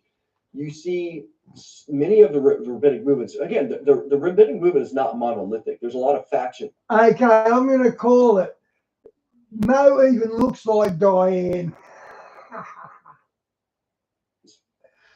Just like in the Gospels, the Pharisees, the Sadducees, the Zealots, you have Herodians, you have all these factions. Well, it's very similar now with these different rabbinic groups. But what many of them now are saying is we are going to disobey this consensus, and we are going to encourage Jews to go up on the Temple Mount. And that is what has happened. So now you have many of them going up there praying. Even Itamar Ben-Gvir, the national security minister, he first thing when the Netanyahu government was sworn in, basically in December of 22, he went right up there to show that the status quo is changing. We are changing this. And Amen. and for him, what he's saying is, I'm going to push that change. Amen. Yeah, so there's like all these different things that are all converging at the same time. Now you're going to, where I want you to discuss some stuff that you weren't allowed to reveal until now. Okay, but before we get to that, can you explain about Maimonides and what he said about the 10th red heifer? Yes, so Maimonides was a medieval Jewish sage, roughly around the year 1200, and he wrote a lot of volumes on understanding he wrote something called the Mishnah Torah. He wrote another one, the Guide for the Perplexed, and basically he was a philosopher, a theologian type. Well, one of the things that he wrote about the red cow ceremony, and so one of the things that he said in there was, and this is in the other earlier religious writings, was that there have been 9 red cows that have been offered from the time of Moses until the 1st century. And they list all the names. They list the names of the various ones by who they were done by. But what he said was that the 10th, when the 10th red heifer comes into play, he felt that it would be offered up in a ceremony by the Messiah himself. And so guys, I'll do Mike from around the world tomorrow, because he doesn't come in till way near the end of my stream, and then it goes for an extra 45 minutes. And Diane told me at the end of my streams it's roughly 11:30 where you guys are, so it's too late. So don't watch him today, and I'll open tomorrow's stream with Mike from around the world. What's interesting about that is that the Jewish rabbis, I mean, again, they sometimes they like Maimonides and sometimes they question him, but in this regard, they didn't necessarily take it as a prophecy, in that regard. So they're not holding on to that's a must. But what they are saying is that no doubt when this 10th red heifer arrives and is and the ability, number one to be qualified, but secondly, for it to be offered on the Mount of Olives, it will reveal that the soon arrival of the Messiah is at hand. The Messianic era will have arrived. And so that is consistent with Maimonides' comments. And so now that you have 5 arriving at once in 2022, you still have 2 left. This is why there's such excitement within the land of Israel and the rabbinic Third Temple movement, because they're realizing, hey, look, this is it. The time of the Messiah's arrival is very soon. Right, and we have all these other prophecies that, I mean, of course, you are the prophecy expert, and you've talked about, on your program and interviews, just so many things that are converging at the same time. Now, there was something that I was like, oh, you said you couldn't reveal this until now, and it was regarding, okay, first of all, explain who Byron Stinson is, and then what he revealed to you about the gold. Yes. So Byron Stinson, he is the American co-owner, co-director of the organization called Boneh Israel. People can go there, bonehisrael.com, Boneh Israel.com. Boneh is just from a Hebrew verb, banah, meaning to build. And so it's Build Israel. And so he has been involved with this organization, and they've done a lot of other projects building up the land of Israel. Very, again, social projects or other park projects, stuff like that.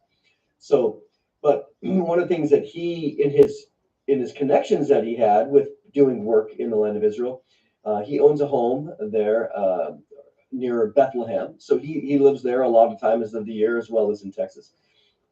Well, in his connections with the people there, one of the rabbis had said, "Hey, Byron, we're looking for a red heifer. I know you guys have a lot of cows in Texas.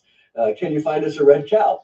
So he began to look and he began to search, and he put ads out into magazines and other things, Montana, you name it, all across the country. And so he was able to be part of the group that found these 5 red heifers in Texas, at the Triple Creek Ranch and other one in Rockwall, Texas, as well as a couple other places. And so Triple Creek Ranch, triple, there's a trinity. that's where Byron's love for Israel, love for the people of Israel, led him to participate in finding these particular 5 cows. And so he's very much involved in the situation. He's very much in the know. And so one of the things that happened was there's another guy, another rabbi, Yitzhak Momo, who was good friends, and he got invited to go to Papua New Guinea. And he's like, well, that's a far away. Why would I go there? But he got invited by the prime minister just in the last year or so. And he goes out there, and what people might not realize is that Papua New Guinea is one of the foremost producers of gold in the world. And it just happens to be that. And it's got a lot of cannibals in it. Literally. The prime minister was a Christian. And so when he brought this Jewish rabbi over, he said, we want to out of our love for the people of Israel, Genesis 12:3, those who bless Israel will be blessed. He said, we want to provide all of the gold for the coming third temple, because as we know at the time, like Solomon, we can read this in 1 Kings 6. Wow. With Vodafone's high-speed home internet plans, you come face to face with speed that'll blow you away. Supercharge your home from just $55 a month for 6 months with the broadband provider of the year, Vodafone. It takes just 2 seconds to weld a spot, and within 5 minutes, the railing can be sturdier than when it was newly installed. This is the handheld laser welding tool that caused a sensation at the Berlin. And what he did is covering all the things inside with gold, and it was very fabulous. And so in the same way, the Papua New Guinea has committed to provide all of the gold needed for the coming third temple. And that was just revealed in the last few months, because they wanted to keep it quiet prior to Trump coming in and everything else. So to me, again, all these, you use the word and I use the word too. All these things are converging. So in the prophecy world, you have technology, you have political globalism, you have all these other things that are religious systems, all these other convergences. And over here, you have the Third Temple movement. And even under the Third Temple movement, that's kind of what this book was about. My book is under that banner.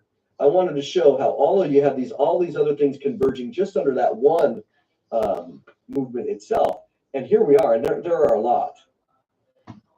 Absolutely. Now, okay, there's still people that say, oh, we don't need a third temple. Now, could you give some of the reasons why, the proof of why there'll be a temple in the last days? Yeah, I think we have Daniel 9:27, which I do not believe is fully fulfilled yet. If all you got to do is read it, and all these things, everlasting righteousness, that those have not been brought in. I watched on Tubi last night the Book of Daniel. It was a movie. Gee, it was done well. And this is about the Jewish people. This is about the holy city.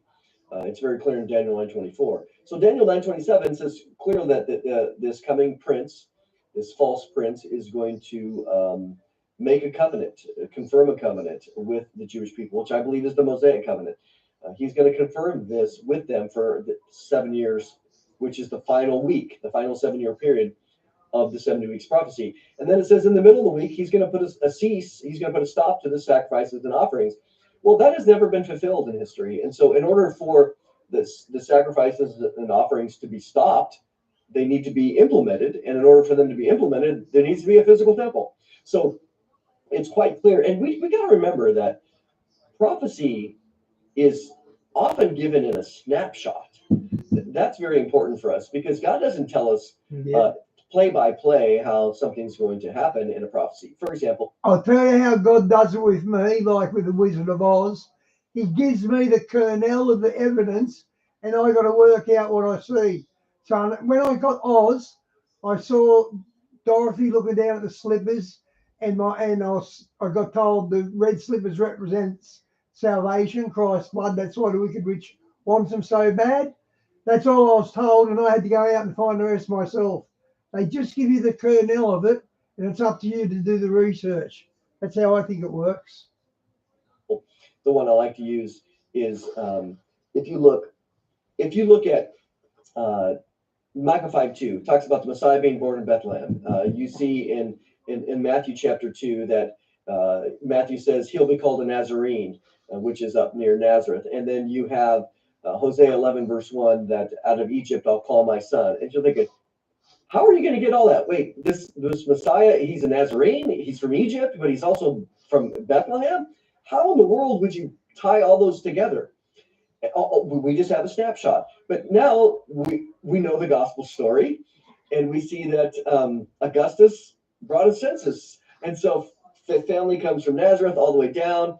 So we don't understand or have all of the details of how prophecy is going to be fulfilled. We just know that it's going to happen. And so in the same way, Daniel 9:27 says there's going to be sacrifices and offerings ceasing. We know in Matthew 24:15, Jesus speaks of a future moment, a time that leads to the greatest horrible time in the history of creation itself, the Great Tribulation. He says that time period in Mark 13:19 is worse than anything has ever happened. Well, that's not historical. There's no time in history that has been that bad, especially specifically for the Jewish people. Even the 70 AD destruction, we've had far worse, and we know that this Great Tribulation is going to be worldwide. He says, in fact, if it wasn't shortened to this time period or shortened to a specific definite time period, there'd be no humans left. All the world would be dead. And so, but Jesus, what he says is, he says, the abomination of desolation. He says, when you see that standing in the holy place, get out of town immediately. That is going to be the start of this Great Tribulation period that is unprecedented in the history of humanity. Well, that clearly hasn't happened. And he's using language of a holy place. Well, we know from Sunday school that you have the Holy of Holies, where the Ark of the Covenant was, and you have the holy place where the table of showbread, the altar of incense, and the menorah stood. And then you have, of course, you walk out, you have the outer court area where the altar is, where the burn, the altar and the laver and other things. So Jesus is saying this is a future event that's going to happen, the abomination of desolation. Well, that has never happened. That didn't happen in AD 70. It didn't lead to the worst time in the history of humanity in AD 70. So there, it's crystal clear that in order for that to happen, there needs to be a holy place again. And then, of course, you go to 2 Thessalonians 2, where Paul is describing, again, in Jewish context, about the Antichrist sitting in the temple of God, declaring himself to be God. That is very clearly a physical element. It's talking about a singular place. It's not talking about the Antichrist taking up residence in the church or in the human body. That's actually kind of ludicrous in that sense, because you'd say, well, when does it happen? This is a very specific event, because it's part of his revealing in 2 Thessalonians 2. And then, of course, we have a Revelation 11 where John is told to measure the temple. And this is not the heavenly temple. John is not up in heaven measuring the heavenly temple, because I've heard people say this, and I'm like, come on, guys, be honest with the text. John is told to measure the temple, the altar, and the outer court. And he says the outer court he actually says, don't worry about the outer court, because that outer court is given over to the Gentiles to be trampled for 42 months. So a lot of people try to say that that is a heavenly temple. Now, I agree that there is a heavenly temple that appears in the book of Revelation. That's very clear. There's the Ark of the Covenant's there. But that's not what John is told to measure, because Gentiles are certainly not trampling down the outer court in heaven. We got to keep it in context. So those four passages reveal to us quite clearly that this is a physical future temple that will be built again. Now, let me just say this. I'm not saying that Christians should endorse this. We're just simply acknowledging that this is what... It's a good name, isn't it, Wyo? Poppy Mac. They came up with it too. They're such gorgeous grandkids. Prophecy tells us. And so, again, does God endorse the third temple? Again, I don't think so. I think this is a temple that the Jewish people are doing on their own. They're trying to reconnect with God in their own way, apart from Jesus Christ, their Messiah. They are trying to do it through the law of Moses, which is what they know. And so in many ways, they are being, I say this in the nicest way possible. This is what God says. They're blind and stubborn. They refuse to accept Jesus as their Messiah at the current time. And that's the whole point of the 70th week of Daniel. By the end of the 70th week of Daniel, they will come to know Jesus as their Messiah. Well, right. Scripture says that they will look on him whom they have pierced. Mm-hmm. So we know that there's a whole bunch of Jewish people's eyes are going to be open. Now, although the early church, they were Jewish believers, and we've had a revival in the 60s and 70s of so many Jewish people all over the world coming to know Jesus. So, I mean, things have changed ever since Israel became a nation. Yep. A lot of Jewish people's eyes are open, and they do know Jesus as their Messiah. Now, also, you talk about, I know this, the existence of a physical third temple, that the Greek words. Can you explain that? Yeah, this is where, again, what I tried to do is, in this new edition, is to say, okay, let's address the critics. And again, these are our brothers and sisters, other Christians, who most of them come from a replacement theology or fulfillment theology context, in that they say, no, don't you know, Mondo, that the church is the temple of God? And I said, I do know that. Of course I know that. But context is king when we come to that. And so in Greek, you have two main words, naos and hieron, for the word temple. Hieron is kind of more of a broad word for the entire complex, the temple complex. Sometimes these words will all overlap, but they do have their own nuances. And the word naos there, this is the word that is used in John chapter 2, verse 19, where Jesus says, destroy this temple and in 3 days I will raise it up. And it's clear that the Jews, it's interesting that I don't think Jesus is speaking Greek here, but whatever Hebrew Aramaic word he's using, there's several he could have chosen. But they say, hey, what do you mean? This temple has been being built for 46 years, and you're going to do it in 3 days? And then John writes, he's speaking of the temple of his body. So there, the writer John is using naos to refer to Jesus' body. This is the same 100%. Use that Paul uses in 1 Corinthians 6:19. It says, don't you know that your body is a temple of the Holy Spirit? Okay, no, I didn't know. Hang on. Because he's talking about sexual immorality there. So in those two instances, that refers to, that word is referring to the temple of the human body. And then in 1 Corinthians 3:16, he's talking about the church, the collective church being the temple of the Holy Spirit. You see this in the book of Ephesians and others. But of the 40 uses that you have of that word, 4 or 5 are used in a figurative way. All of the rest are used in a very literal way, again, of a physical building, a physical non-metaphorical building. And so, again, I am not opposed at all. I don't reject it. I don't deny it. Clearly, that word is used in a figurative way. So the question comes, and what I did in there was I said, well, let's just simply look at our options, but in Daniel 9:27, that the word's not there. It's talking about sacrifices and offerings, so that doesn't apply. So that's a prophecy referring to a physical temple. Jesus is used in Matthew 24:15, doesn't use the word naos. He's talking about the word holy place. That's a physical third temple use. So the only two left are 2 Thessalonians chapter 2 and Revelation 11. And again, as we said, it's clear in Revelation 11 that this is referring to a physical temple with an outer court and an altar. If you start making that referring to the physical body, it gets pretty ludicrous. If you start making that referring to the local church, we don't have altars and outer courts in the local church. And so it's ludicrous. And so I think that some people who, they haven't done enough, I would say, logical outworking, like, okay, let's take your position and let's take it all the way to the end, and let's see what the words are used, how they're used. And so I think this is just typical hermeneutics. This is how we do Bible interpretation. You look at linguistics, you look at the uses of word, you look at the context. And so what I show in the book is that it's a great question. It's fine. I think it's fine to ask the question, hey, well, what about 1 Corinthians 3:16? Well, here you go. Here is the context of that, but here also is the context of 2 Thessalonians 2 and Revelation 11 and Daniel and Matthew.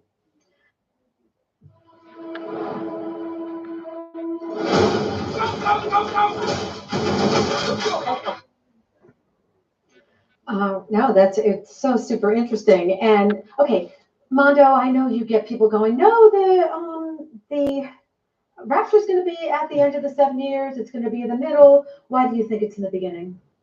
Oh wow, that's a how long do we have?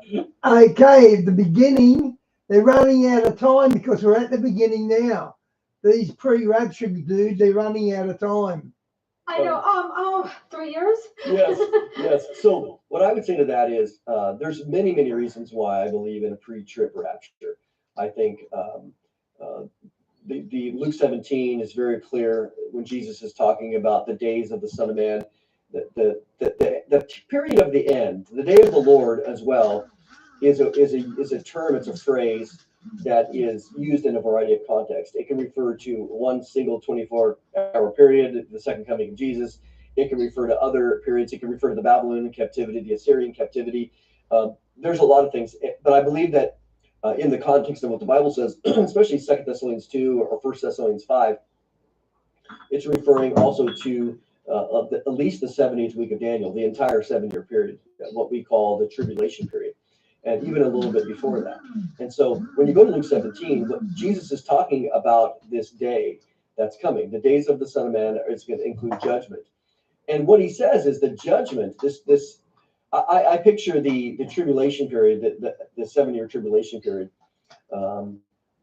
I see it as a unit landing, boom, on humanity that is unaware. And that was his point in Luke 17, is he says, look, if you want to understand the end, you have to understand two other parallels. One is Noah, the days of Noah, and the other one are the days of Lot. And so the days of Noah are like the days of the Son of Man. The days of Noah include a small time frame prior to the time of judgment, right? Because Noah was alive prior to the time of the flood coming, but it includes that as well. And the days of Lot include him living in the land or in the city of Sodom, right up, and includes the judgment time as well. And so Jesus says, look, it's going to be similar. Luke 17:30. It's going to follow. It literally in the Greek, it's kata auta. It's in this pattern. It's very according to this pattern. And what he says there is there's going to be a rescue prior to the time of judgment. Yeah. And when that judgment lands, when that judgment begins, it's going to come upon a group that is unaware. They're planting, they're building, they're marrying, they're given in marriage. Well, the only time that you have a beginning point of judgment landing on humanity that is unsuspecting is at the time prior to the start of the judgments of God in the 7-year tribulation period. And ultimately that would include the seals, because we know that the second seal, Revelation 6, it says peace is taken from the earth, and then you have war. And then, of course, in the third and the fourth seal, you have up to a quarter of the world being dead in those early seals judgments. So if you have, let's say a mid-trib, or even a pre-wrath position, or especially a post, when the days of the Son of Man judgment lands in the mid-trib, things aren't normal, things aren't casual. If some people say, well, it's the second. Okay, that's all very nice to say, but who keeps the appointment at Armageddon? Who keeps the appointment?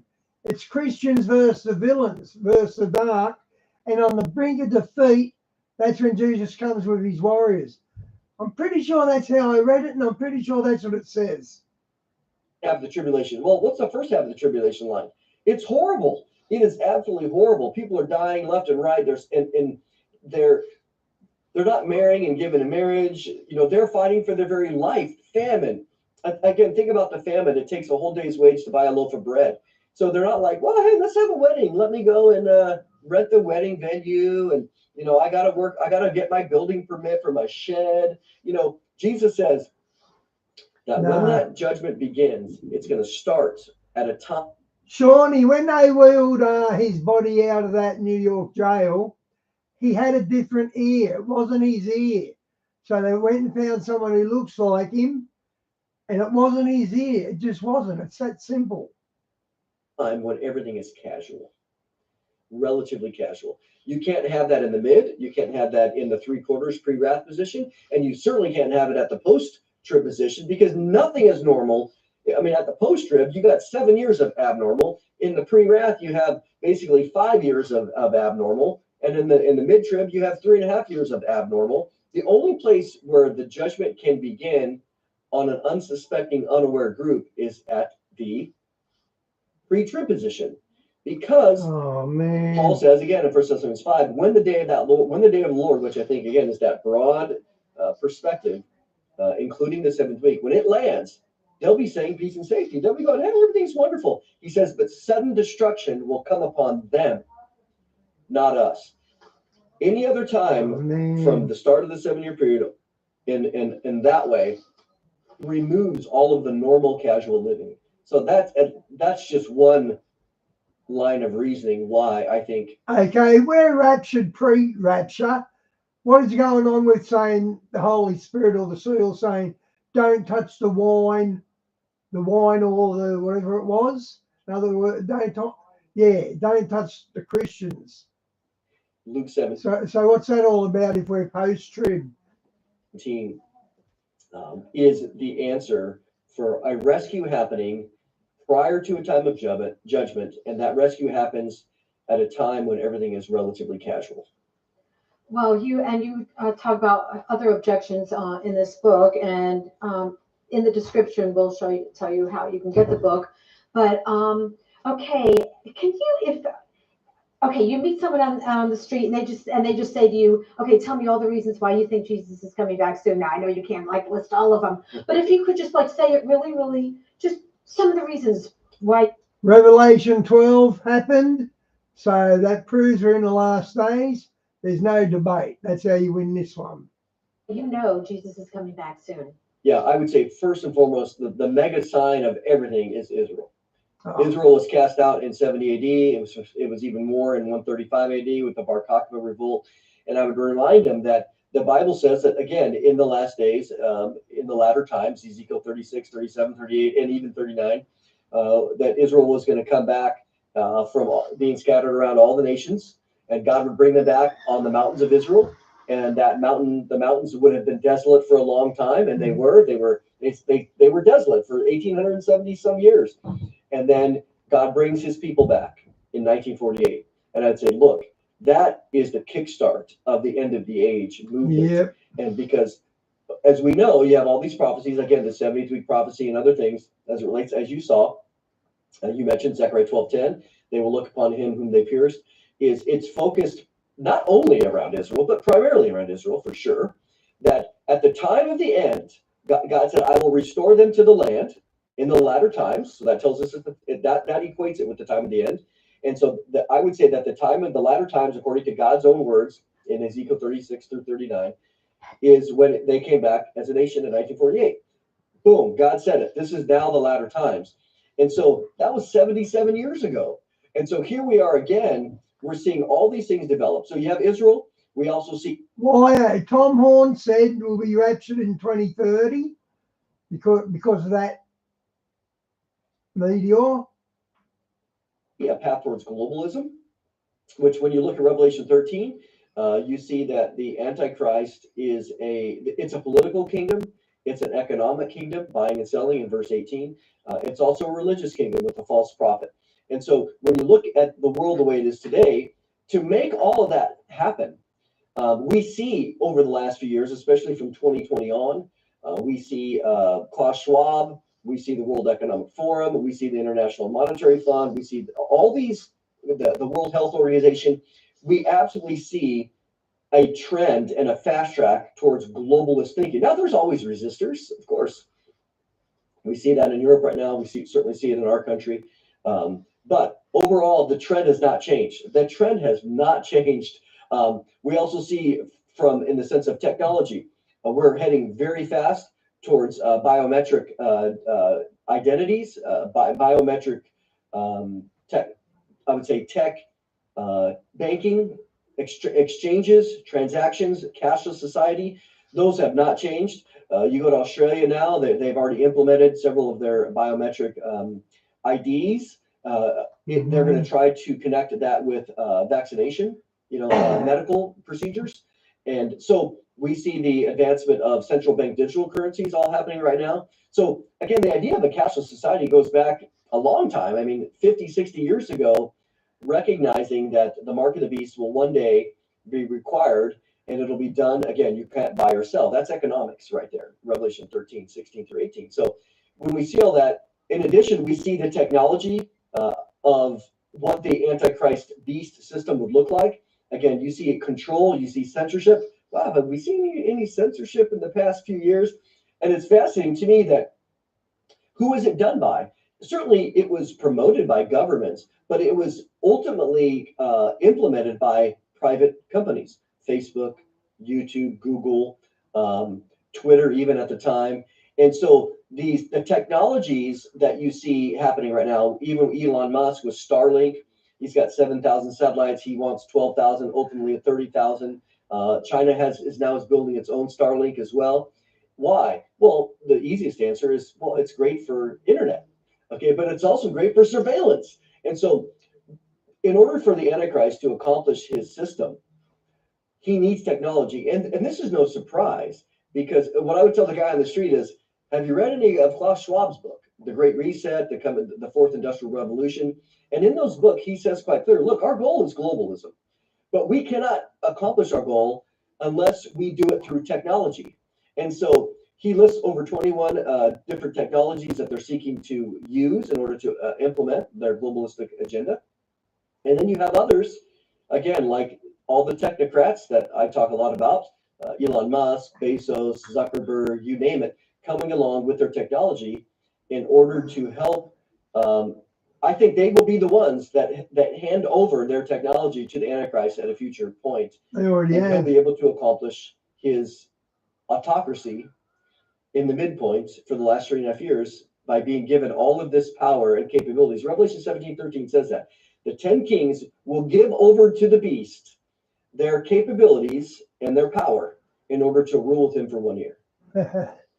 Right. And for those who are watching who have not read the Bible, that is all of that's prophesied like 2,000 years ago. I gotta do some prophecy with Stan, guys. We haven't done it for a few days. Where is he?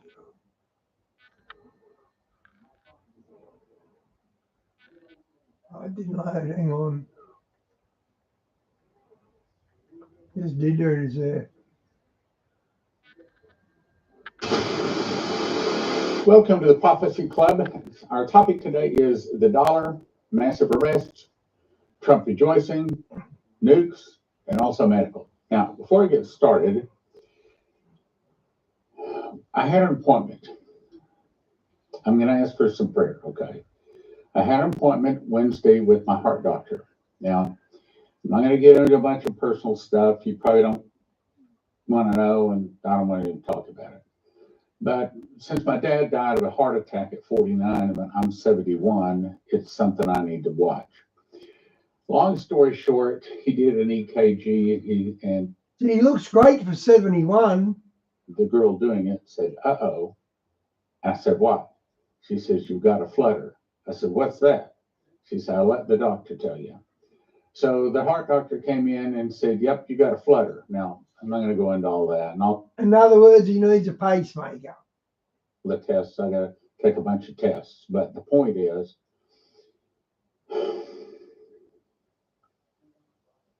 I've got to have my heart reset.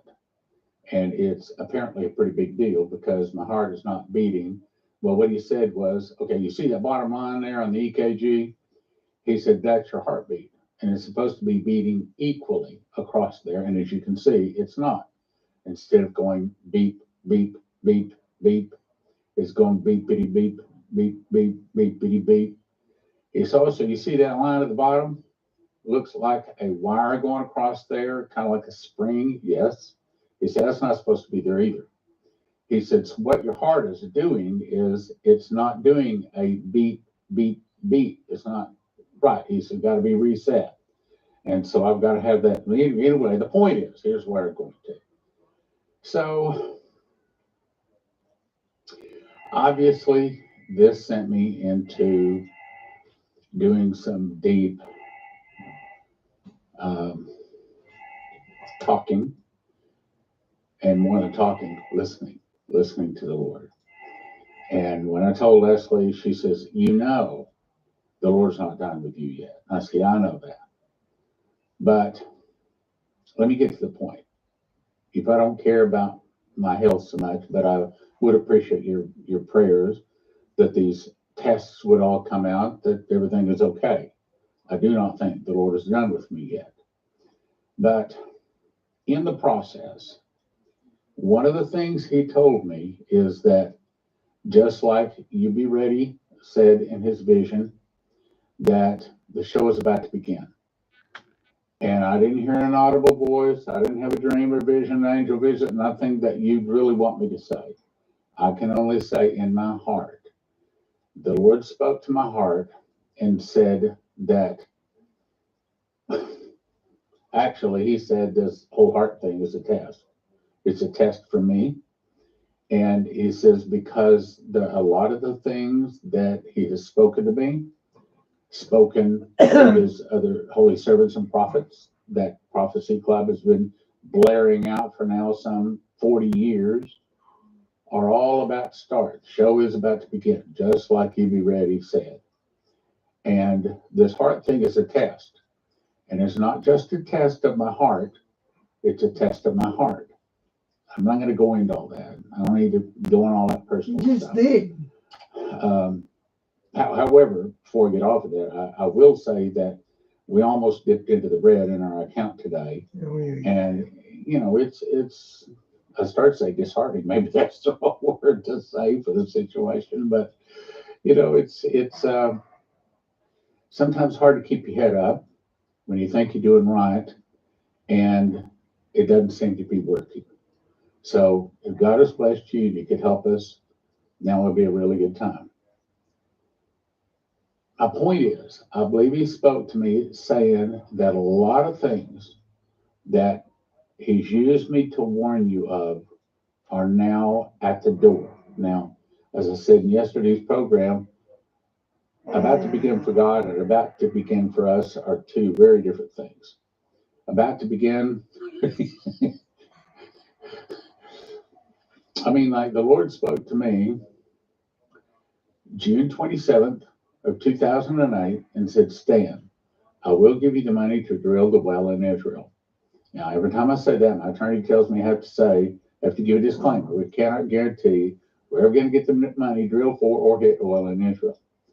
But that was in 2008. Yeah. Okay, so here we are in 2025 and ain't arrived yet. But I believe that a lot of the promises he's given me, also a lot of the warnings I've given for him to you, are about to hit. And kind of like I said in yesterday's program, I didn't have much to bring you. I haven't been blessed today. I've got almost no emails. I need your emails. Thank you for your emails. And it doesn't seem like a lot is happening. But I want to tell you, in my heart, and I'm not talking about the one that's beating, I'm talking about the one, my spiritual heart, and what the Lord, I believe, spoke to my heart over all of this heart stuff, using heart word probably too much. I think we're at the door. Now, I don't know when. I thought we were at the door in 2008. So here we are in 2025. So I don't know. You know, I told you August 8th, 2015, when I said, "Lord, what do I say for the sermon tomorrow morning?" And I heard words. Said, "This is the time of miracles. As the judgment hits, so are my miracles." Miracles like no one has seen. Going back to Adam and Eve, you tell them, "I will never leave them nor forsake them. I'm going to meet the devil, infringe step for step, pound for pound, everything the devil does, I'm going to meet him." Well, that was 2015. So I thought, okay, the miracle's about to begin. Well, here we are, 10 years later, and they hadn't arrived yet. But I believe we're at the door. I mean, real close. I don't know when, but I believe it's real close. Mm-hmm. And this whole thing about the heart is in here. No audible voice, no angel visit. Believe me, I wish you'd tell me. It's close. Stan, I'm not done with you. It's close. And if you didn't listen to yesterday's program and the one before, I think it's very important that you go back and listen to those. Because the same thing happened today. I started not to even do a program because I thought, I don't have anything to say. And what kept coming to my heart is, yes, you do. You tell them, yeah, have you ever heard the old saying, tell them what you're going to tell them, tell them what you told them? That's kind of what he wants me to do today. He wants me to let you know that the things that we have been watching for, that we have been warned of, that we don't want to come, some of them are about to arrive. Now, there's some good sides. This new financial system that's about to come in. Again, I don't know when, but I can tell you that I should not say more, but I'm just saying it is at the door and it's not kidding. What I told my wife, she says, yeah, we've heard that before. I said, no, we haven't heard this. We haven't had an executive order. And, you know, I shouldn't talk about that, but what I'm trying to say, my brothers and sisters, is I love you. I would appreciate your prayers. And if you can help us financially, that would be great. But what I'm trying to say is, I'm trying to tell you the things we've been watching for. And I know we've all thought, yeah, you know, we keep hearing these warnings, we keep hearing them, and they never seem to arrive. We don't want them to arrive, most of them. But this financial system that's about to kick in is going to bless a lot of people, but it's also about to bring a lot of heartache, a lot of financial hurt to a lot of people. Look, you know, and I wish I didn't have to have sponsors, okay? I wish I could just get on here and bring what God is telling me to speak, and the money just rolls in, and we could grow and we could reach more people. But people don't like me. They don't like Dimitri.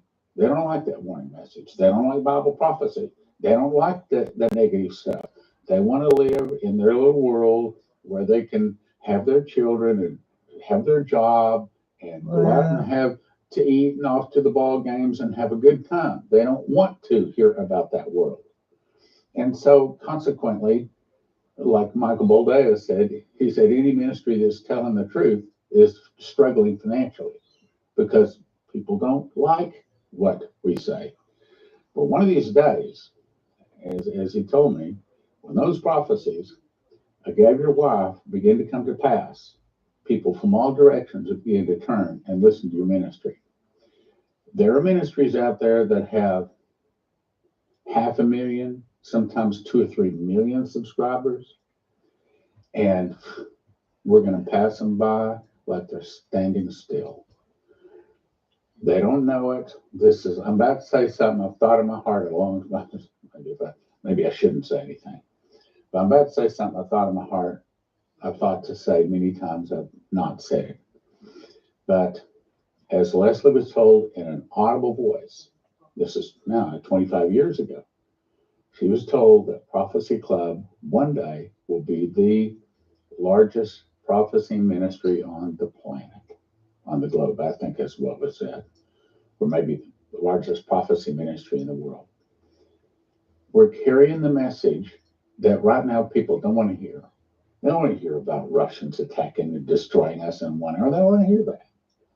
But when those prophecies leading up to that come to pass, all of a sudden, all of these other websites, these other channels out here that have the ears and eyes of so many people are going to be stunned to find out, you mean Prophecy Club had the truth? You mean what was being said was the truth the whole time? You mean I've been missing it? Yeah. Mm-hmm. You've been missing it. But don't worry, God still has a plan. What I'm trying to say to you today, get ready. If you don't have Jesus in your heart, you better get him there. Mm-hmm. If you've got sins in your life, and by the way, we all do, okay, it's time to turn away from them, time to walk away from them, whether it's a bottle, whether it's a smoke, whether it's a girl or a boy, or whether it's lying, cheating, stealing. You know, the devil's got so many things he can trick and trap us with. What I'm trying to say is the new financial system is about to bring some rejoicing for some and probably a lot of heartache for most of the people out there. The massive arrests will bring a lot of rejoicing. And I'm about to read this. I think it's very important that I read this again. It might be one of the most important pieces of information we've got. Matter of fact, let's just go on to it. Okay, so the next thing I wanted to point out is this is Benjamin Fulford was told this. We've ruled this planet for thousands of years. We'll destroy it rather than give it up. Now, what is about to happen is the Moloch and Baal worshippers, we're talking about the Illuminati, the 12 banking families, the Federal Reserve, Khazarian Mafia, there's a lot, deep state, there's lots of names for them. They're about to lose control of their finances.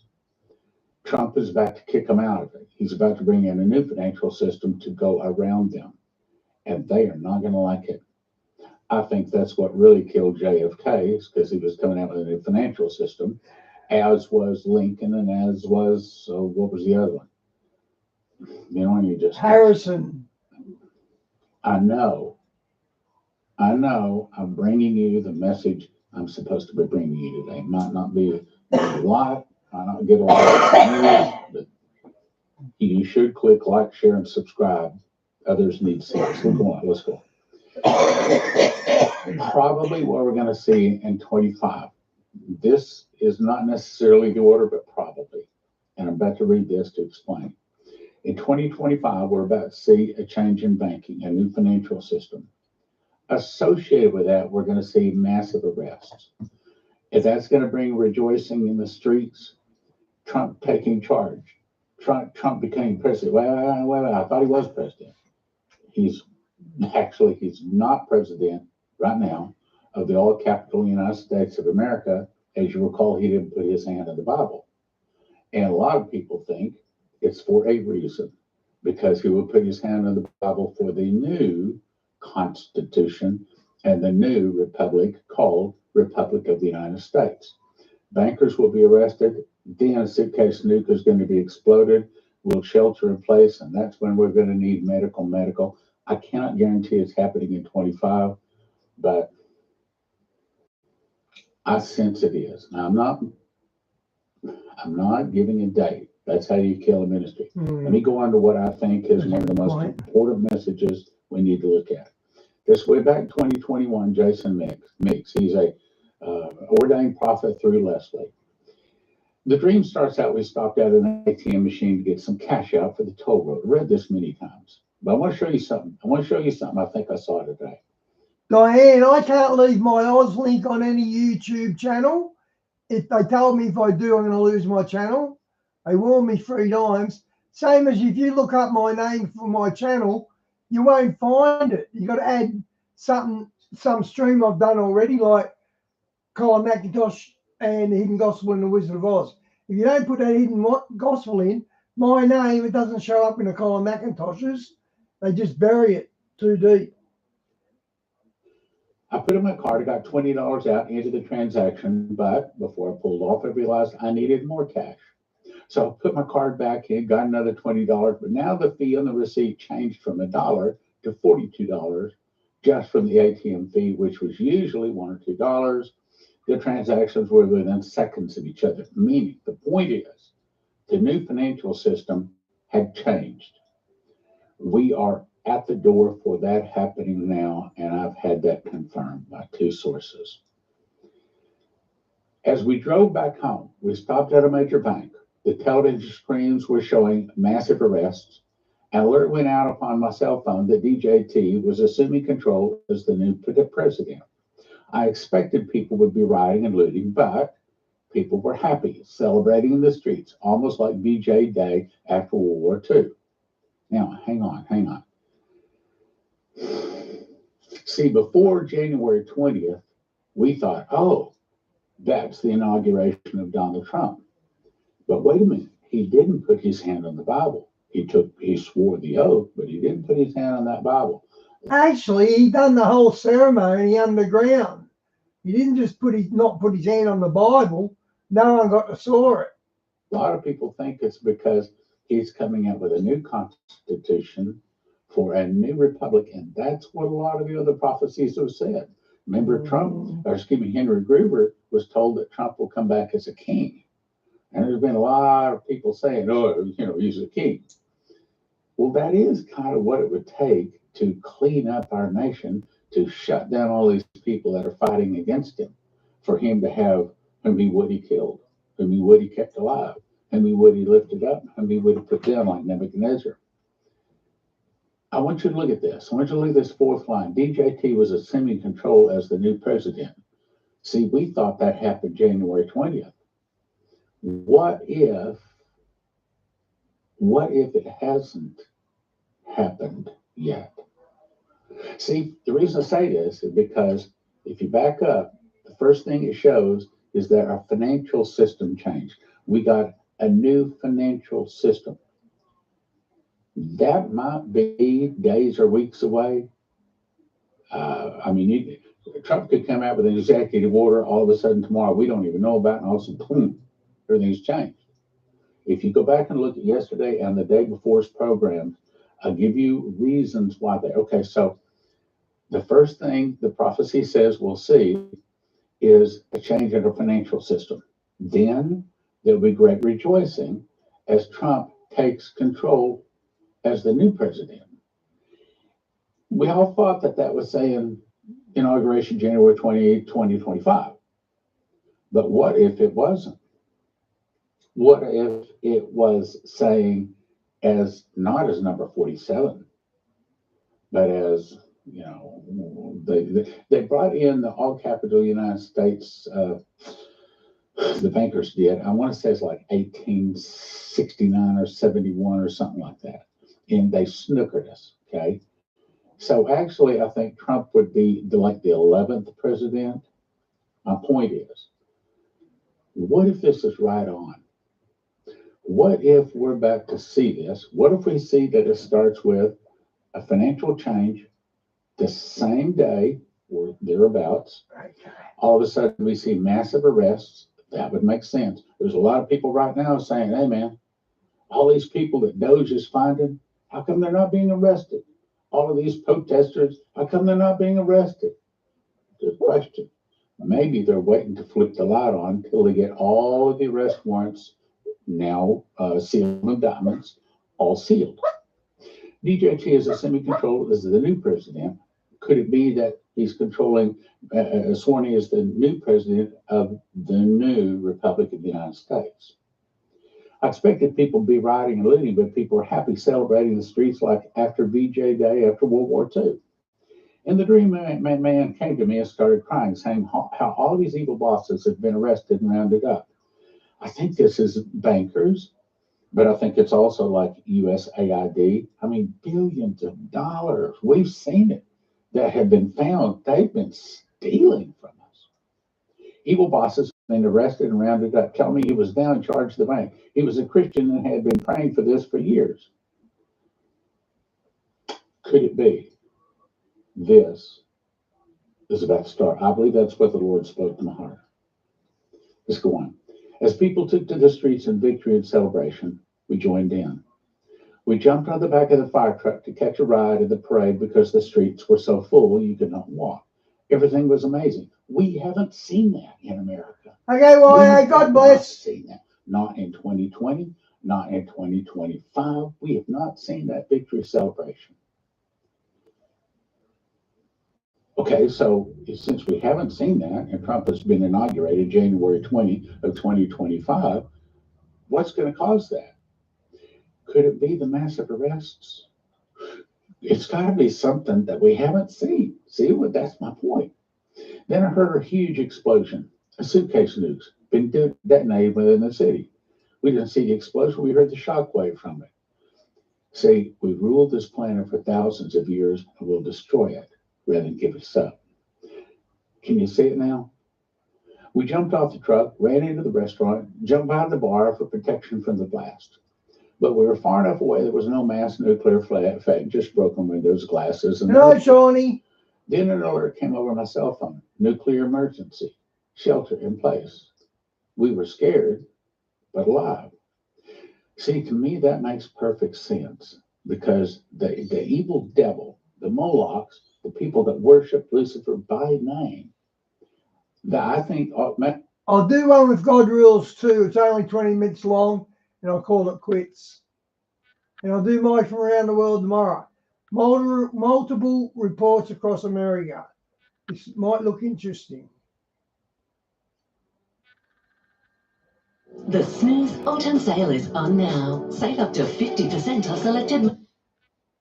See, that's what I mean, Di. I bet Mike's still going live now, and everyone's crashing out now. That's why I say till tomorrow. Mattresses, plus take an extra 10% off selected mattresses on already reduced prices. Hurry, sale on now. What a little snooze can do.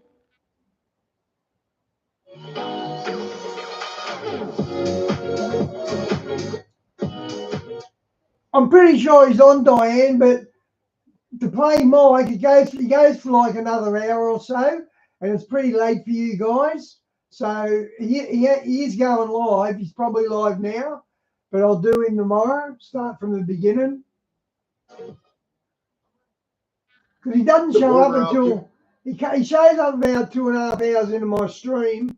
And I usually hang up at 3 hours or 2:30. We're going outside. They want to get out and do something. They're thinking the mall because that's a good place to walk around, see things you might want to buy. But in this case, that's not what's going on. This apparently happened at two malls pretty far apart. It may actually be the same exact group of people. We're talking hundreds, maybe even up to 1,000 people doing this. And in this tweet, the guy's saying basically this is how you watch a mall go out of business and completely close down. Check this out.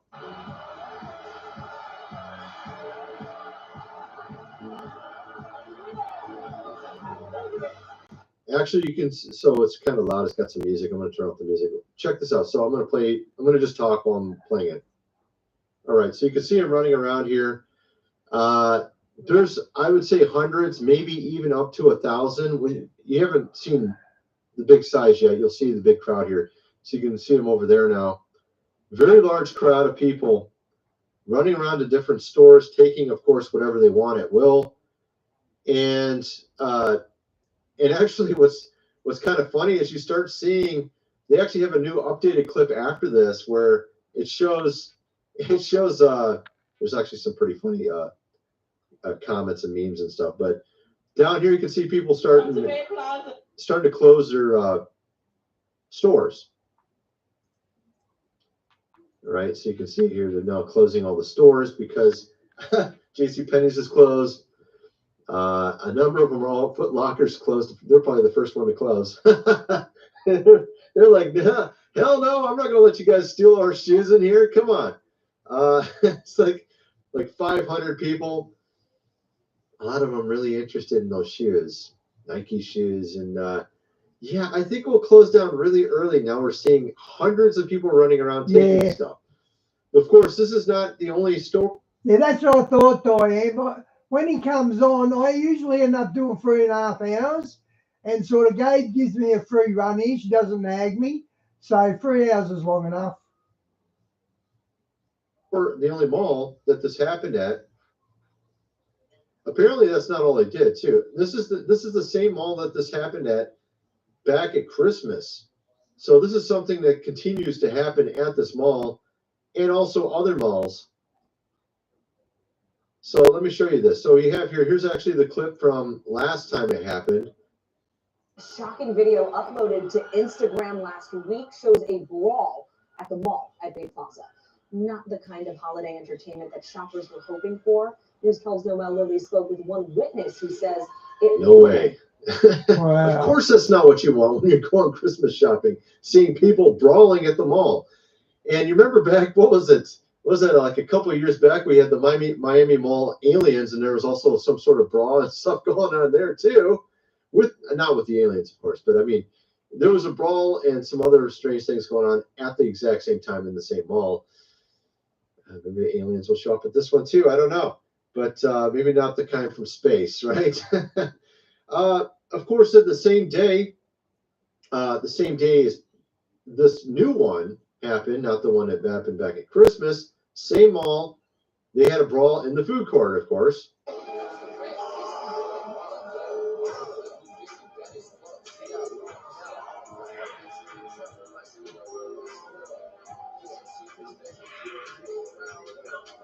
I guess they just have nothing better to do with their time than run around malls, robbing them, and just fighting with each other for no reason. This is apparently what's going on. Oh my goodness, it looks even worse. None of the kids.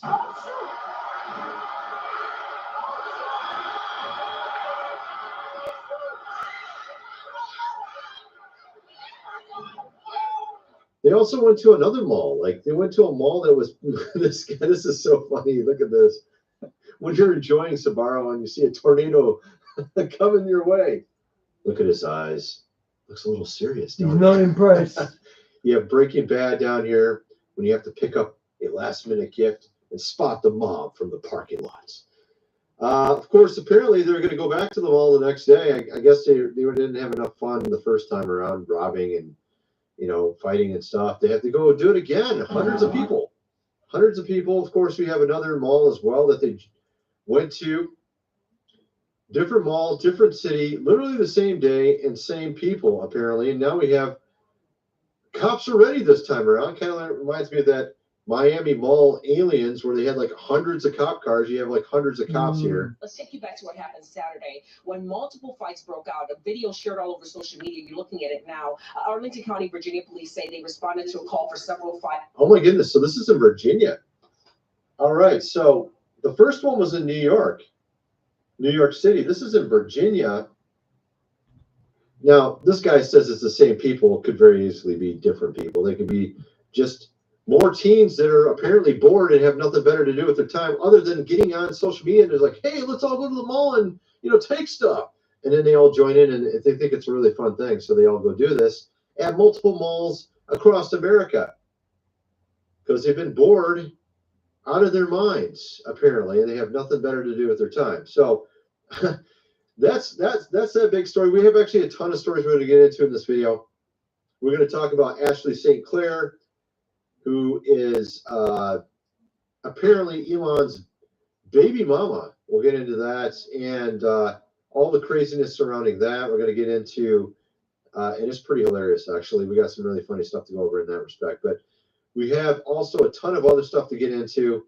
Kid Rock, Bill Maher, go and meet our president. We'll get into that. We have millionaires pretending to be poor, hardworking people in our government. We have Bernie and AOC going around doing stuff and a ton of other stuff. We got some other insanity also. First of all, I got to mention food supply, 25-year shelf life. Link is in the description. We have, of course, lots of different options. Man, $50 up to $3,000 if you want to literally get food for your entire family for an entire year. You can do that, or you can buy $50 worth. There's even a $6 one. Oh my goodness, that's crazy! I didn't even know they had one that cheap. $6 or $3,000. It's your choice. I don't know, what is it, like a candy bar or something? No, it's more than that. Actually, technically, I'm right. It's a package of ration bars. Apparently, it's several ration bars. It's not one. But I mean, $6.95. That's a good price for that. But there's tons of stuff you can choose from. Link is in the description. You never know when you might need that. When malls are being taken over and Walmarts are being taken over. And remember last time we had all the Walmarts being ravaged in Chicago. Never know what's next. Link is in the description. Of course, this book here, The Lost Ways, How Your Great-Great-Grandfather Lived Without Electricity, How to Build a Cellar, Do Things Around the House like they did in the good old days. Hundreds of pages illustrated. You're going to definitely need that before the electricity goes out. We have, of course, a president yesterday saying he's super, super angry at the Vladmeister.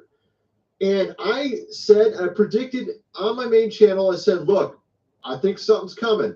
I showed 4 or 5 stories. They all seemingly point to something happening. We have Europe, the European Union telling people to buy stuff like this right now, get supplies and rations.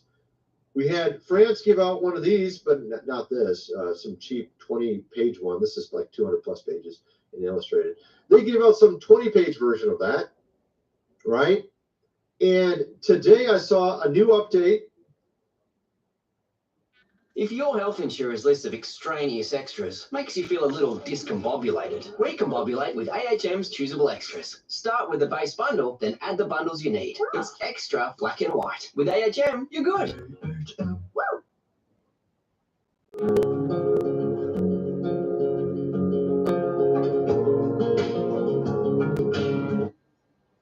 Nothing in the universe can resist the gravitational pull of Aldemania's sweat top and pack. Yeah, they're talking about war. I knew it. I predicted it yesterday, and I was right, not literally a day in advance. So you might want to be prepared. Never know. Link is in the description for all that. Also my website, social media, and everything else are linked below. Let's get back to video. So, of course, we have wonderful things happening all around us. We have Tesla fights. Oh, everyone's into fighting now. It's all warm out. We got to go out and do something. We got to go to malls and take everything and run around like crazy in the food courts, throwing chairs, you know what I mean? Or maybe we can do stuff like this. We got people, flipping, of course, people off.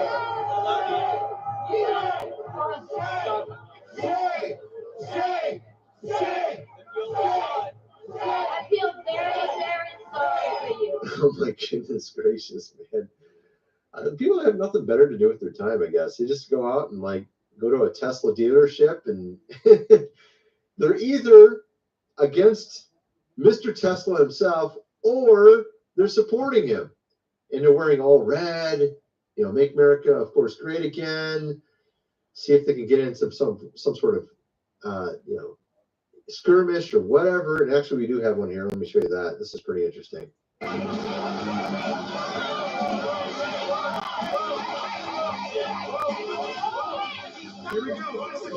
Yes, World Wrestling Federation. We have WWE going on around the world now in the malls. We have them at the Tesla dealerships. We got them, people out protesting everywhere. It's glorious. It's really glorious. Of course, I'm being sarcastic, but you have all that going on.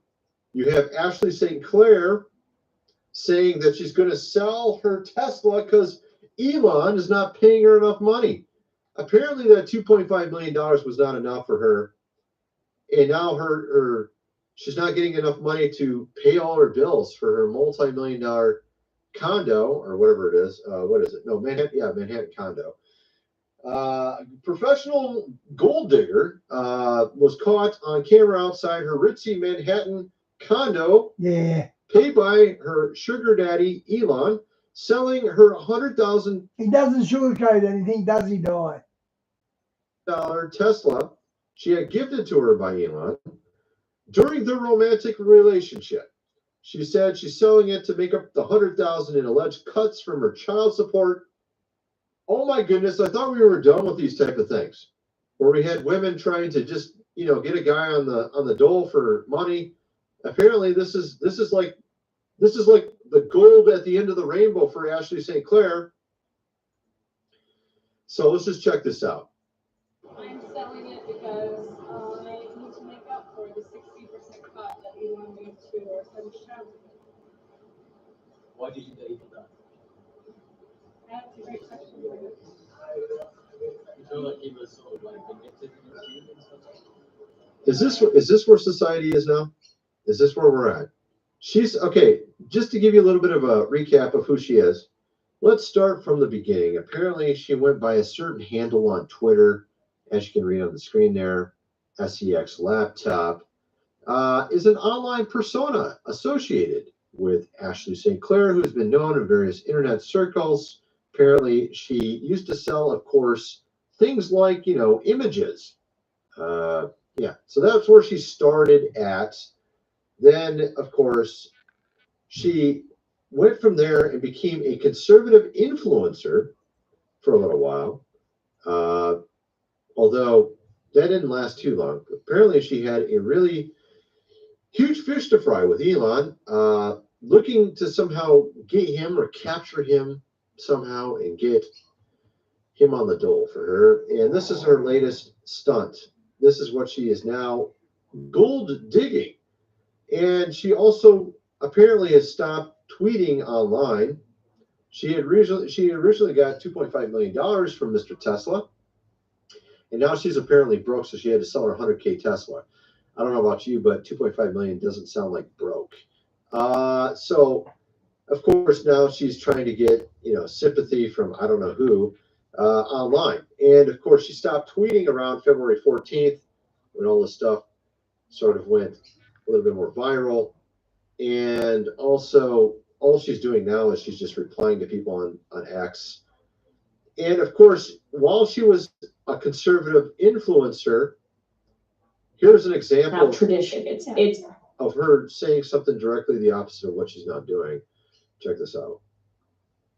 that Gen Z really doesn't have traditional dating periods. It's you're just kind of hooking There's up no and if you're definition to talking, anything. hey, maybe you should go back to like traditional dating. My girlfriend's a Democrat. I'm like, well, get out. How does that happen? I don't know. And that's what I said. I said there is a fundamental difference in the values of Democrats and Republicans. That's not going to work. I mean, what happens if she gets pregnant? No one wants to commit. What if she gets pregnant? There's a very discernible difference between the Republicans and Democrats. Not really. Actually, I'm thinking it's the exact opposite. Particularly when it comes to these social media influencers like her, where you hear all these interesting stories about what they're doing in the background. I can name actually several like her, actually quite famous ones as well.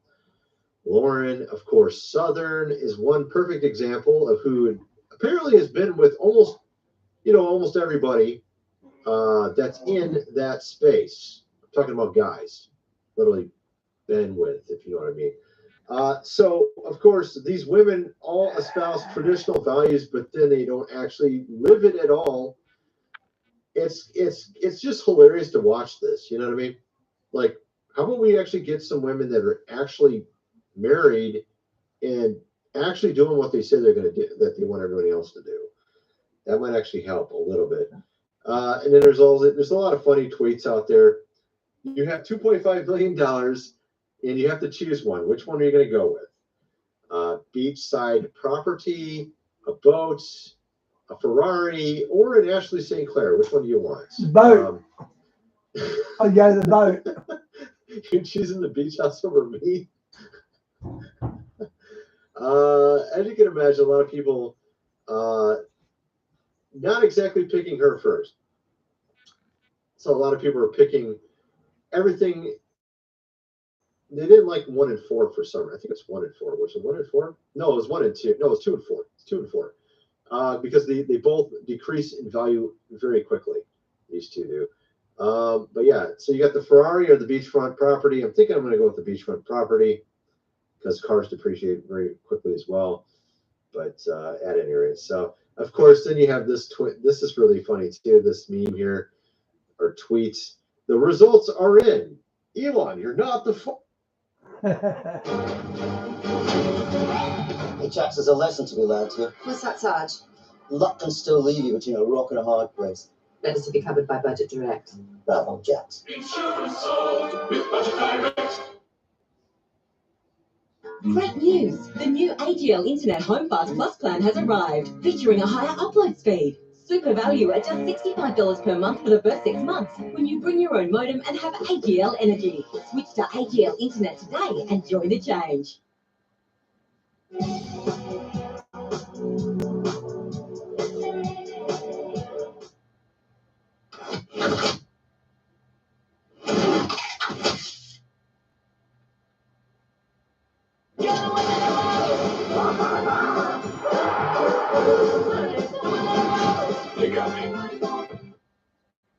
The father, Mary Povich. So I have another one, and this is pretty funny too. Hopefully the women can take the joke.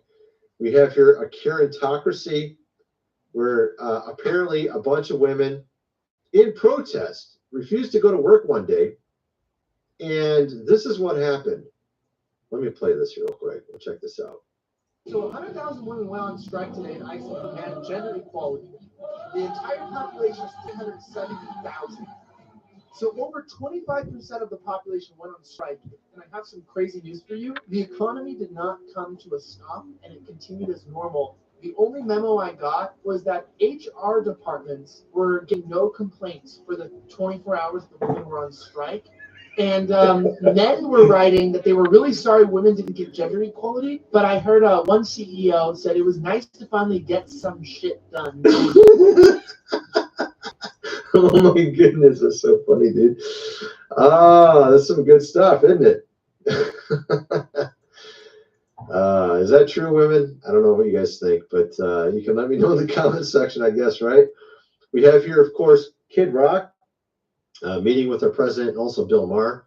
You know, we broke bread and talked about things we had in common, and it could not have been more cordial, more nice. I think everyone was so pleasantly surprised. I mean, it was so nice to have my friend Dana White there, and Dana goes, you know, he told me, he goes, Bob, you did the right thing here. This was a good thing. Because everyone was a little suspect about it. Even the president had called me a few days ago. He goes, what the hell you got me doing here? And I'm like, I'm just trying to break bread with some of our biggest critics and say, like, hey, it's okay to. This is good, man. I mean, Bill Maher's coming over to our side. You're seeing that now, right? You got Jon Stewart, Bill Maher. They're like, what's going on with the left? They're losing, you know, their marbles, it seems like. And of course, you're now seeing them come over to our side, even though they still seem to have that syndrome, a little bit of derangement going on in their minds. Did I die? Although I think it might have stopped at this point. Bill Maher met with him and actually got along with him. And was actually surprised by it. They actually can get along with the guy. He's an actual real person, not some sort of caricature he can hate all day long, right? So then we have, of course, Bernie and AOC rally against the oligarchy on the front range. And the irony of this is so hilarious.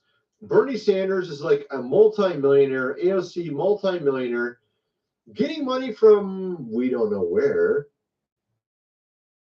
Kind of interesting how they got so much money. Could they have gotten some of that from some of these big companies donating to them? Now, of course, they're not the oligarchy. We're not the oligarchy. Bernie and AOC are not the oligarchy. It's that billionaire, Mr. Tesla. That's the oligarchy, right? It's just hilarious to watch. I mean, give me a break. This is like such irony because they are actually the oligarchy and they just lost their power. And now they're pretending like they're not. They're like they're a blue collar working class with 200 million in the bank people. You know what I mean? At any rate, you got BlackRock apparently entering the UK crypto market. BlackRock trying to take over another sector of the economy in the UK. So you got them going around doing a lot of stuff. They just went and bought like, what was it, 40 ports or something near Panama. That was really bizarre. They're doing a lot of stuff in the background. At any rate, then you have this last story. These parents, no, this just shows you what's going on in the UK. This is like just completely crazy at this point, okay? You just merely complain about what a school is doing and you'll get the cops called on you. These parents had a dispute with their kid's school via texting, and the school went to the cops. They sent 6 officers to their house to arrest them and conduct a search of the property. The UK government is full stop. Big, of course, brother. I mean, this is ridiculous. Check this out. Let's play this really quick. Play a little bit of this. What we can't grasp is how on earth they thought the right thing to do was to send 6 police officers and 3 cars to our house, arrest both of us, and search the property out of nowhere. So this actually shows you what the real reason is behind all the stuff they were doing. They were saying, well, we want to stop, of course, hate, you know, online. And that's what they claimed was the reason that they built or sort of set up these laws, right? But that's not the real reason. The real reason is because then they can just do whatever they want, whenever they want. Mm-hmm. You say something that you don't like something the school's doing, oh, okay, we're going to come and arrest you. So they can come for any reason whatsoever, literally anything, and arrest you for any reason. They don't have to have a legitimate reason anymore because of these laws they made, right? You see what I'm getting at? Anyway, that's my video. Well, actually, no, I got a little bit more. I was going to talk about this too real quick. Apparently, Ubisoft ain't doing too well. Ubisoft, the gaming company, apparently their stock is continuing to decline. And of course, they just had a bomb for a game released, Assassin's Creed Shadows, doing so terribly it has more ones than fives. Makes you kind of wonder if the fives are really organic or not. I'm guessing some are. I'm just really curious how whenever we see these things bomb, these movies like Snow White or a game like Assassin's Creed Shadows, why is it always ones and fives and there's no 4s, 3s, and 2s hardly? Why is it always ones and fives? It makes you think, actually, there's a lot of people that really hate the game, and maybe there's some that like the game, or they're being political, or maybe it's like bots. I don't know what's going on. So you can't even trust the rating at all. You don't even know. I'm guessing it's bad though. Just the fact that it has not that many ones, it's got to be bad, at least partially. But of course, Ubisoft, mired in a ton of scandals of recent, their stock going down to nothing, continuing